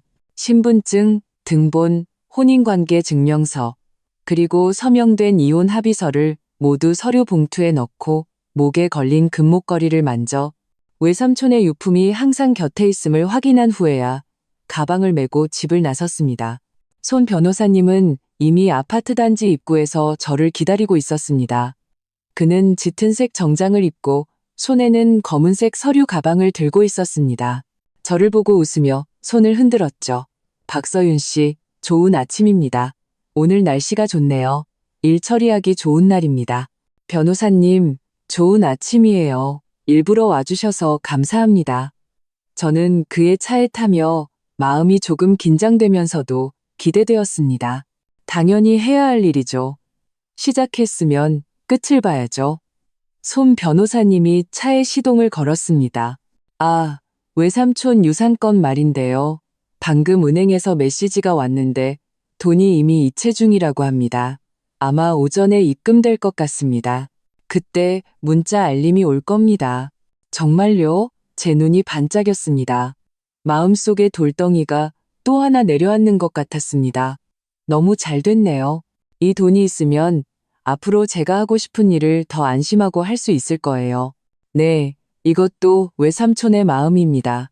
그분은 분명 당신이 앞으로 잘 살기를 바라셨을 겁니다. 손 변호사님이 웃으며 말했습니다. 차는 순조롭게 달려 9시 반도 안 돼서 구청 앞에 도착했습니다. 초가을의 아침 햇살이 구청의 붉은 간판에 비쳐 눈이 부셨습니다. 입구에는 웨딩드레스와 턱시도를 입은 몇 쌍의 신혼부부들이 손을 잡고 웃으며 안으로 들어가고 있었습니다. 손에는 꽃다발을 들고 있었죠. 제 손에 쥔 서류 봉투 안은 대조적인 모습이었습니다. 긴장하지 마세요. 제가 있잖아요. 손 변호사님이 제 어깨를 두드렸습니다. 우리 절차대로 하면 금방 끝날 겁니다. 저는 고개를 끄덕이고 심호흡을 한 후 그를 따라 구청 안으로 들어갔습니다. 로비는 사람이 그리 많지 않았습니다. 왼쪽은 혼인신고 창구, 오른쪽은 이혼 창구였고 가운데는 유리 칸막이로 나뉘어 있었습니다. 우리가 막 이혼 창구 근처에 긴 의자에 앉았을 때 등 뒤에서 익숙한 커다란 목소리가 들려왔습니다. 비켜요, 비켜. 길 막지 말고. 돌아보니 최영희 여사님, 민준 씨, 그리고 미나가 이쪽으로 걸어오고 있었습니다. 최영희 여사님은 그 짙은 붉은색 코트를 입고 손에는 복권 복사본 한 장을 쥐고 걸으면서 옆 사람에게 자랑하고 있었습니다. 우리 집 20억 당첨됐어요. 그래서 이혼하러 왔지. 내 아들 앞으로 더 좋은 여자 만날 거야. 미나는 며칠 전 당첨금으로 샀다는 200만 원이 넘는다는 새 명품 가방을 메고 있었습니다. 그녀는 수시로 가방끈을 만지며 다른 사람들이 못 볼까봐 안달이었습니다. 민준 씨는 맨 뒤에서 색이 바랜 셔츠를 입고 고개를 숙인 채 바닥을 쳐다보며 저를 쳐다보지 못했습니다. 어이구, 일찍도 왔네? 최영희 여사님이 제 앞에 와서 복권 복사본을 제 앞에 내밀었습니다. 봐봐, 20억이야. 네가 당초에 눈치껏 빈손으로 나가겠다는 합의서에 서명했으면 내가 좀 나눠줬을지도 모르는데 이제 늦었어. 미나가 다가와 손에 든 가방을 흔들었습니다. 박서윤, 내 이 가방 봐. 200만 원도 넘어. 우리 엄마가 그랬어. 앞으로 나 매달 새 가방 살 수 있다고. 너는 평생 이런 좋은 거 써볼 생각도 못할 걸. 저는 그들을 무시하고 서류 봉투에서 이혼 합의서를 꺼내 민준 씨 앞에 내밀었습니다. 합의서 가져왔어요. 손 변호사님이 작성하신 거예요. 한번 보고 문제 없으면 서명하세요. 서명하고 나면 우리 완전히 남남이니까 다시는 연락하지 맙시다. 민준 씨는 합의서를 집어들고 박서윤의 혼전 상가 및 예금은 그 개인 소유로 한다는 조항에 손가락을 멈추고 한참 동안 저를 쳐다보았습니다. 목소리가 약간 잠겨 있었죠. 서윤아, 정말 다시 생각해 볼 수는 없는 거야? 우리 엄마는 그냥 순간 정신이 없으셔서 그래. 화 풀리면 우리 다시 잘 살 수 있어. 잘 살 수 있다고? 저는 차갑게 웃었습니다. 당신 엄마가 복권 용지 들고 와서 내가 당신이랑 격이 안 맞는다고 빈손으로 나가라고 했을 때 당신은 왜 잘 살자고 말 안 했는데? 당신 동생이 내 립스틱 훔치고 목걸이 빼앗고 외삼촌 화병까지 깨뜨렸을 때 당신은 왜 잘 살자고 말 안 했는데? 민준 씨, 더 이상 자기기만 하지 마. 나 이혼 꼭 해야겠어. 최영희 여사님은 민준 씨가 망설이는 것을 보고 합의서를 빼앗아 대충 훑어보고는 책상 위에 던졌습니다. 내 아들더러 서명하라고? 꿈깨. 이 합의서에는 보상금 한 푼도 없잖아. 네가 우리 집을 우습게 보는구나. 잘 들어. 오늘 네가 상가 포기하는데 동의하든지 아니면 이 이혼은 없었던 일로 하든지 둘 중 하나야. 최 여사님, 말씀 조심하십시오. 손 변호사님이 서류 가방에서 민법 복사본을 꺼내 최영희 여사님 앞에 내밀었습니다. 법 규정에 따라 박서윤 씨의 혼전 재산은 그 개인 소유입니다. 여러분은 그녀에게 포기하라고 요구할 아무런 권리가 없습니다. 만약 여러분이 서명을 거부하면 저희는 즉시 소송을 제기할 것입니다. 그때 법원은 이혼 판결을 내릴 뿐만 아니라 여러분에게 소송 비용을 부담하게 할 것이고 더 나아가 김민준 씨의 신용에도 영향을 미칠 것입니다.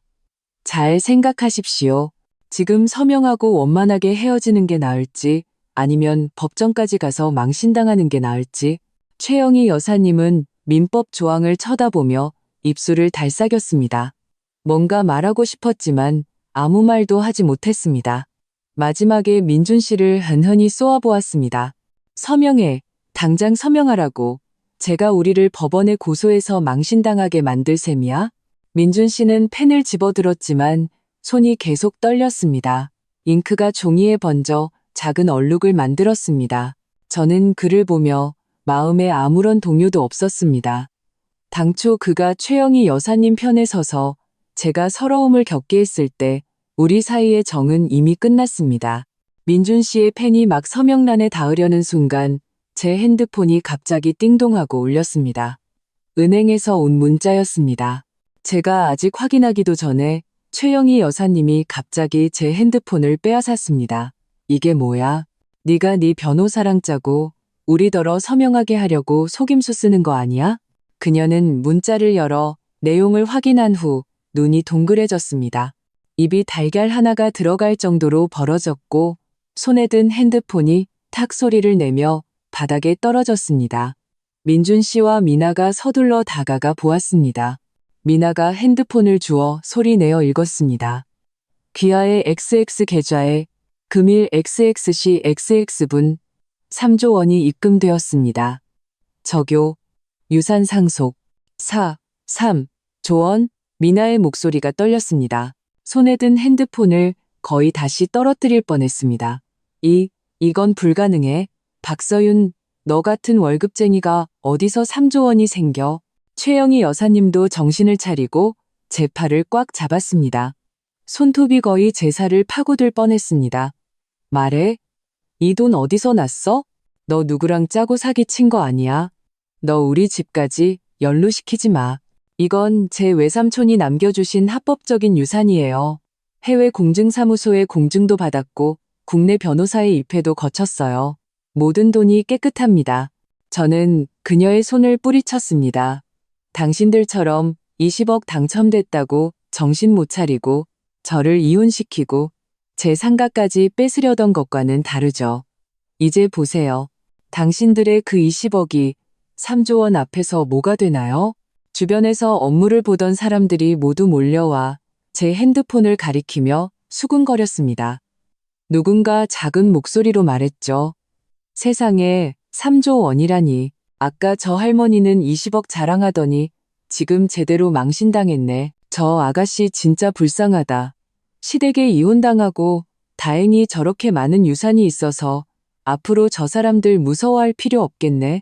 최영희 여사님은 이 말을 듣고 얼굴이 귀까지 빨개졌습니다. 미나를 잡아 끌며 가려고 했습니다. 가자, 우리 집에 가자. 이 이혼은 나중에 다시 얘기하자. 어딜 가세요? 저는 책상 위에 이혼 합의서를 민준 씨 앞에 내밀었습니다. 합의서 아직 서명 안 했잖아요. 당신 아까 잘 살고 싶다고 하지 않았어요? 이제 나 3조 원 있는데 아직도 나랑 살고 싶어요? 민준 씨는 서둘러 고개를 끄덕이며 제 손을 잡으려 했습니다. 서윤아, 그럼 당연히 형, 우리 이혼하지 말자. 앞으로 내가 너한테 정말 잘할게. 내 말만 들을게. 우리 엄마랑 동생도 다시는 너 괴롭히지 않을 거야. 당신은 자격 없어. 저는 그의 손을 뿌리치고 펜을 들어 합의서에 제 이름을 썼습니다. 그리고 합의서를 그에게 내밀었죠.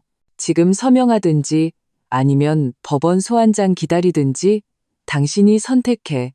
최영희 여사님은 아직도 민준 씨를 끌고 가려 했지만 손 변호사님에게 막혔습니다. 최 여사님, 만약 당신 아들이 오늘 서명하지 않으면 우리는 지금 바로 법원에 서류를 제출할 것입니다. 그때는 이혼뿐만 아니라 여러분이 이전에 박서윤 씨에게 재산 포기를 강요한 것, 미나 씨가 무단 침입한 행위 등은 협박 및 위법 행위로 간주될 수 있습니다. 결과를 잘 생각하십시오. 민준 씨는 저를 보고 다시 손 변호사님 손에 들린 법률 서류를 보더니 마지막에 펜을 들어 떨리는 손으로 합의서에 서명했습니다. 서명을 마치고 그는 저에게 뭔가 말하려 했지만 최영희 여사님에게 끌려 뒤도 돌아보지 않고 가버렸습니다. 미나는 뒤따라가며 떠나기 전에 저를 한번 쏘아보았지만 감히 아무 말도 하지 못했습니다. 손 변호사님은 서명된 이혼 합의서를 저에게 건네며 웃으며 말했습니다. 축하합니다, 박서윤 씨. 완전히 그들에게서 벗어났습니다. 3조 원도 입금되었고요. 이제 당신이 하고 싶은 일은 무엇이든 할 수 있습니다. 저는 합의서를 받아들고 목에 걸린 금목걸이를 만졌습니다. 햇살이 구청 창문을 통해 제 몸에 비쳐 따뜻했습니다. 저는 고개를 들어 손 변호사님을 보며 웃었습니다. 저는 우선 그 혼전 상가를 새로 인테리어하고 그 다음에 저처럼 결혼 생활에서 고통받는 여성들을 돕는 일을 잘 계획해보고 싶어요. 구청을 나와 저는 심호흡을 했습니다. 온몸이 가벼워진 것을 느꼈습니다. 저를 오랫동안 괴롭혔던 이혼 소송이 드디어 끝났습니다. 외삼촌이 남겨주신 3조 원도 입금되었고요. 저는 드디어 제 자신의 새로운 삶을 시작할 수 있었습니다. 구청에서 집으로 돌아와 제가 가장 먼저 한 일은 이혼 합의서와 유산 입금 확인서를 새로 산 금고에 넣는 것이었습니다. 이 금고는 손 변호사님이 사라고 추천해 주신 것으로 지문 잠금 장치가 있어서 중요한 서류를 보관하기에 안성맞춤이었습니다. 막 금고를 잠그자마자 초인종이 갑자기 딩동딩동하고 계속 울렸습니다. 마치 재촉하는 듯한 빠른 속도였죠. 안 봐도 누가 왔는지 뻔했습니다. 현관문 렌즈로 보니 과연 민준 씨와 최영희 여사님이었습니다. 최영희 여사님은 손에 마트 로고가 인쇄된 비닐봉지를 들고 있었는데 안에는 바나나 몇 송이, 사과 몇 개, 그리고 빨간색 작은 봉지로 묶인 과자로 보이는 것이 들어 있었습니다. 이전에 생떼 부리던 모습과는 완전히 다른 사람이었죠. 저는 심호흡을 하고 목에 걸린 금목걸이를 만졌습니다. 차가운 금속이 피부에 닿자 충동적으로 행동하지 말라고 스스로를 다독였습니다. 문을 열자 최영희 여사님은 즉시 웃는 얼굴을 지었습니다. 얼굴에 주름이 한데 모일 정도였죠. 손을 뻗어 제 손을 잡으려 했습니다. 서윤아, 드디어 돌아왔구나. 내가 민준이랑 너 보러 특별히 왔어. 과일 좀 사왔는데 네가 제일 좋아하는 바나나 아주 신선해. 그녀의 손이 막 제 앞에 닿았을 때 저는 뒤로 한 걸음 물러나 피했습니다. 민준 씨는 최영희 여사님 뒤에 서서 새 검은색 재킷을 입고 머리도 정리해서 이전보다 좀 더 말끔해 보였지만 여전히 자신감 없는 모습이었습니다. 손을 비비며 작은 목소리로 말했죠. 서윤아, 우리 너랑 좋게 얘기 좀 하고 싶어서. 무슨 할 말이 있는데요. 저는 문틀에 기대어 그들을 안으로 들이지 않았습니다. 시선은 최영희 여사님 손에 든 비닐봉지에 머물렀죠. 이혼 합의서도 다 서명했고 이혼 증명서는 다음 주에 나올 거예요. 우리 완전히 남남이니까 더 이상 할 말 없어요. 최영희 여사님은 서둘러 비닐봉지를 제 손에 쥐어주려 했습니다. 제가 받지 않자 봉지가 탁 소리를 내며 바닥에 떨어졌습니다. 바나나가 굴러나와 약간 찌그러졌습니다. 그녀는 화도 내지 않고 서둘러 허리를 굽혀 주었습니다. 주우면서 말했죠. 서윤아, 이전에는 엄마가 잘못했어. 엄마가 너 이혼하라고 강요한 것도 잘못이고 상가 포기하라고 한 것도 잘못이야. 다 엄마가 정신이 없어서 그랬어. 네가 어른스럽게 엄마 용서해주면 안 될까? 이제 와서 잘못했다고? 저는 차갑게 웃었습니다. 이전에 그가 복권 용지를 들고 책상을 치던 모습이 생각났습니다. 당신 20억 당첨됐을 때는 왜 잘못했다고 생각 안 했는데? 당신이 미나더러 내 립스틱 훔치고 목걸이 빼앗고 외삼촌 화병까지 깨뜨리게 했을 때는 왜 잘못했다고 생각 안 했는데? 이제 내가 3조 원 유산 있는 거 보고 나서야 나한테 잘못했다고 말하는 게 너무 늦은 거 아니에요? 민준 씨가 서둘러 말을 이었습니다. 말투가 더 비굴해졌죠. 서윤아, 엄마도 이미 잘못했다고 하시잖아. 며칠 동안 잠도 못 주무시고 계속 너한테 사과해야 한다고 하셨어. 우리 이혼하지 말자. 응? 내가 엄마한테 말했어. 앞으로 집안일은 전부 내 말 듣겠다고. 엄마도 다시는 너 괴롭히지 않으실 거고 미나도 너한테 함부로 못할 거야. 우리 재결합하자. 재결합? 저는 기가 막혀 웃음이 나왔습니다. 당신 이게 가능하다고 생각해? 당신 당초에 당신 엄마가 나보고 빈손으로 나가라고 강요했을 때 한마디도 못했잖아. 이제 내가 돈 있는 거 보고 나서야 재결합하자고? 당신 내가 바보라고 생각하는 거야? 아니면 당신이 너무 똑똑하다고 생각하는 거야? 최영희 여사님은 제가 부드러운 말에 넘어가지 않자 다른 방법을 썼습니다. 눈빛으로 제 집 인테리어를 훑어보았죠. 서윤아, 엄마도 네가 이제 돈 많은 거 알아. 근데 우리는 결국 한 가족이잖아. 봐봐, 너 혼자 살면 얼마나 외롭겠어. 재결합하면 내가 너 밥 해주고 청소해주고 민준이도 너 돌봐줄 수 있고 게다가 내 그 3조 원 유산 앞으로 누군가 관리해줄 사람 필요하잖아. 민준이가 관리해주면 너도 안심할 수 있잖아. 안 그래? 이제야 알겠습니다. 그들은 재결합을 원하는 게 아니라 제 3조 원 유산을 노리고 있는 것이었습니다. 저는 가방에서 핸드폰을 꺼내 이전에 녹음했던 파일을 재생했습니다. 최영희 여사님이 저에게 빈손으로 나가라는 합의서에 서명하라고 강요했던 그 부분이었죠. 그녀의 기고만장한 목소리가 흘러나왔습니다. 20억에 당첨됐어. 넌 내 아들이랑 격이 안 맞아. 당장 이혼 합의서에 서명해. 녹음이 두 마디 재생되자 최영희 여사님의 얼굴이 하얗게 질렸습니다. 서둘러 손을 뻗어 제 핸드폰을 빼앗으려 했죠. 그만 틀어. 그만. 다 지난 일인데 뭘 또 꺼내고 그래. 지난 일? 저는 핸드폰을 주머니에 다시 넣었습니다. 이 일들이 지난 지 며칠 됐다고 벌써 잊어버리려고 하세요? 당신이 나 이혼하라고 강요했을 때 오늘 같은 날이 올 줄은 몰랐어요? 잘 들으세요. 재결합은 불가능하고 유산은 더더욱 당신들과 아무런 관련이 없어요. 어떤 꿍꿍이도 품지 마세요. 민준 씨가 아직도 설득하려 했습니다. 서윤아, 재결합 안 하더라도 우리 부부였던 정을 생각해서 나한테 유산 좀 나눠주면 안 될까? 우리 엄마도 연세가 많으시고 미나도 아직 시집 안 가서 돈이 필요해. 너 이제 이렇게 부자인데 우리 좀 도와주면 어때? 당신들을 도와주라고? 저는 그를 쳐다보며 목소리가 차가워졌습니다. 내가 당신이랑 4년 동안 결혼하면서 당신 엄마는 나한테 이거 해라, 저거 해라 시키고 미나는 항상 나한테 물건 사달라고 했지. 나는 당신들한테 단 한 푼도 요구한 적 없어. 이제 와서 당신들이 나한테 유산 달라고 할 자격이 있어? 당신들 돈은 당신들이 벌어야지. 다른 사람한테 의지할 생각하지 마. 더더욱 나한테는. 말을 마치고 저는 뒤로 한 걸음 물러나 문을 닫으려 했습니다.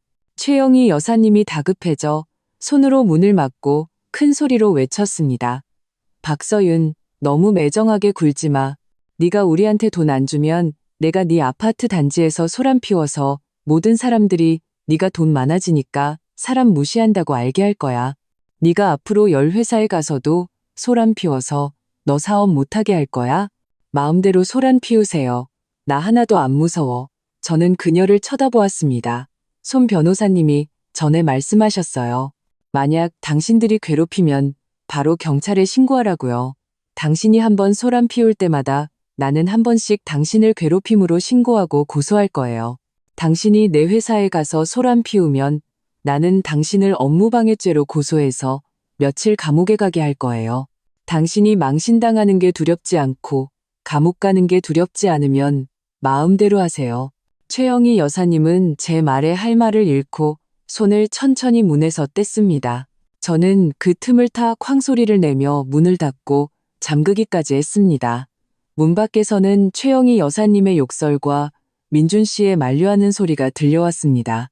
저는 더 이상 신경 쓰지 않고 거실로 가서 핸드폰을 꺼내 민준 씨와 최영희 여사님의 번호를 모두 차단했습니다.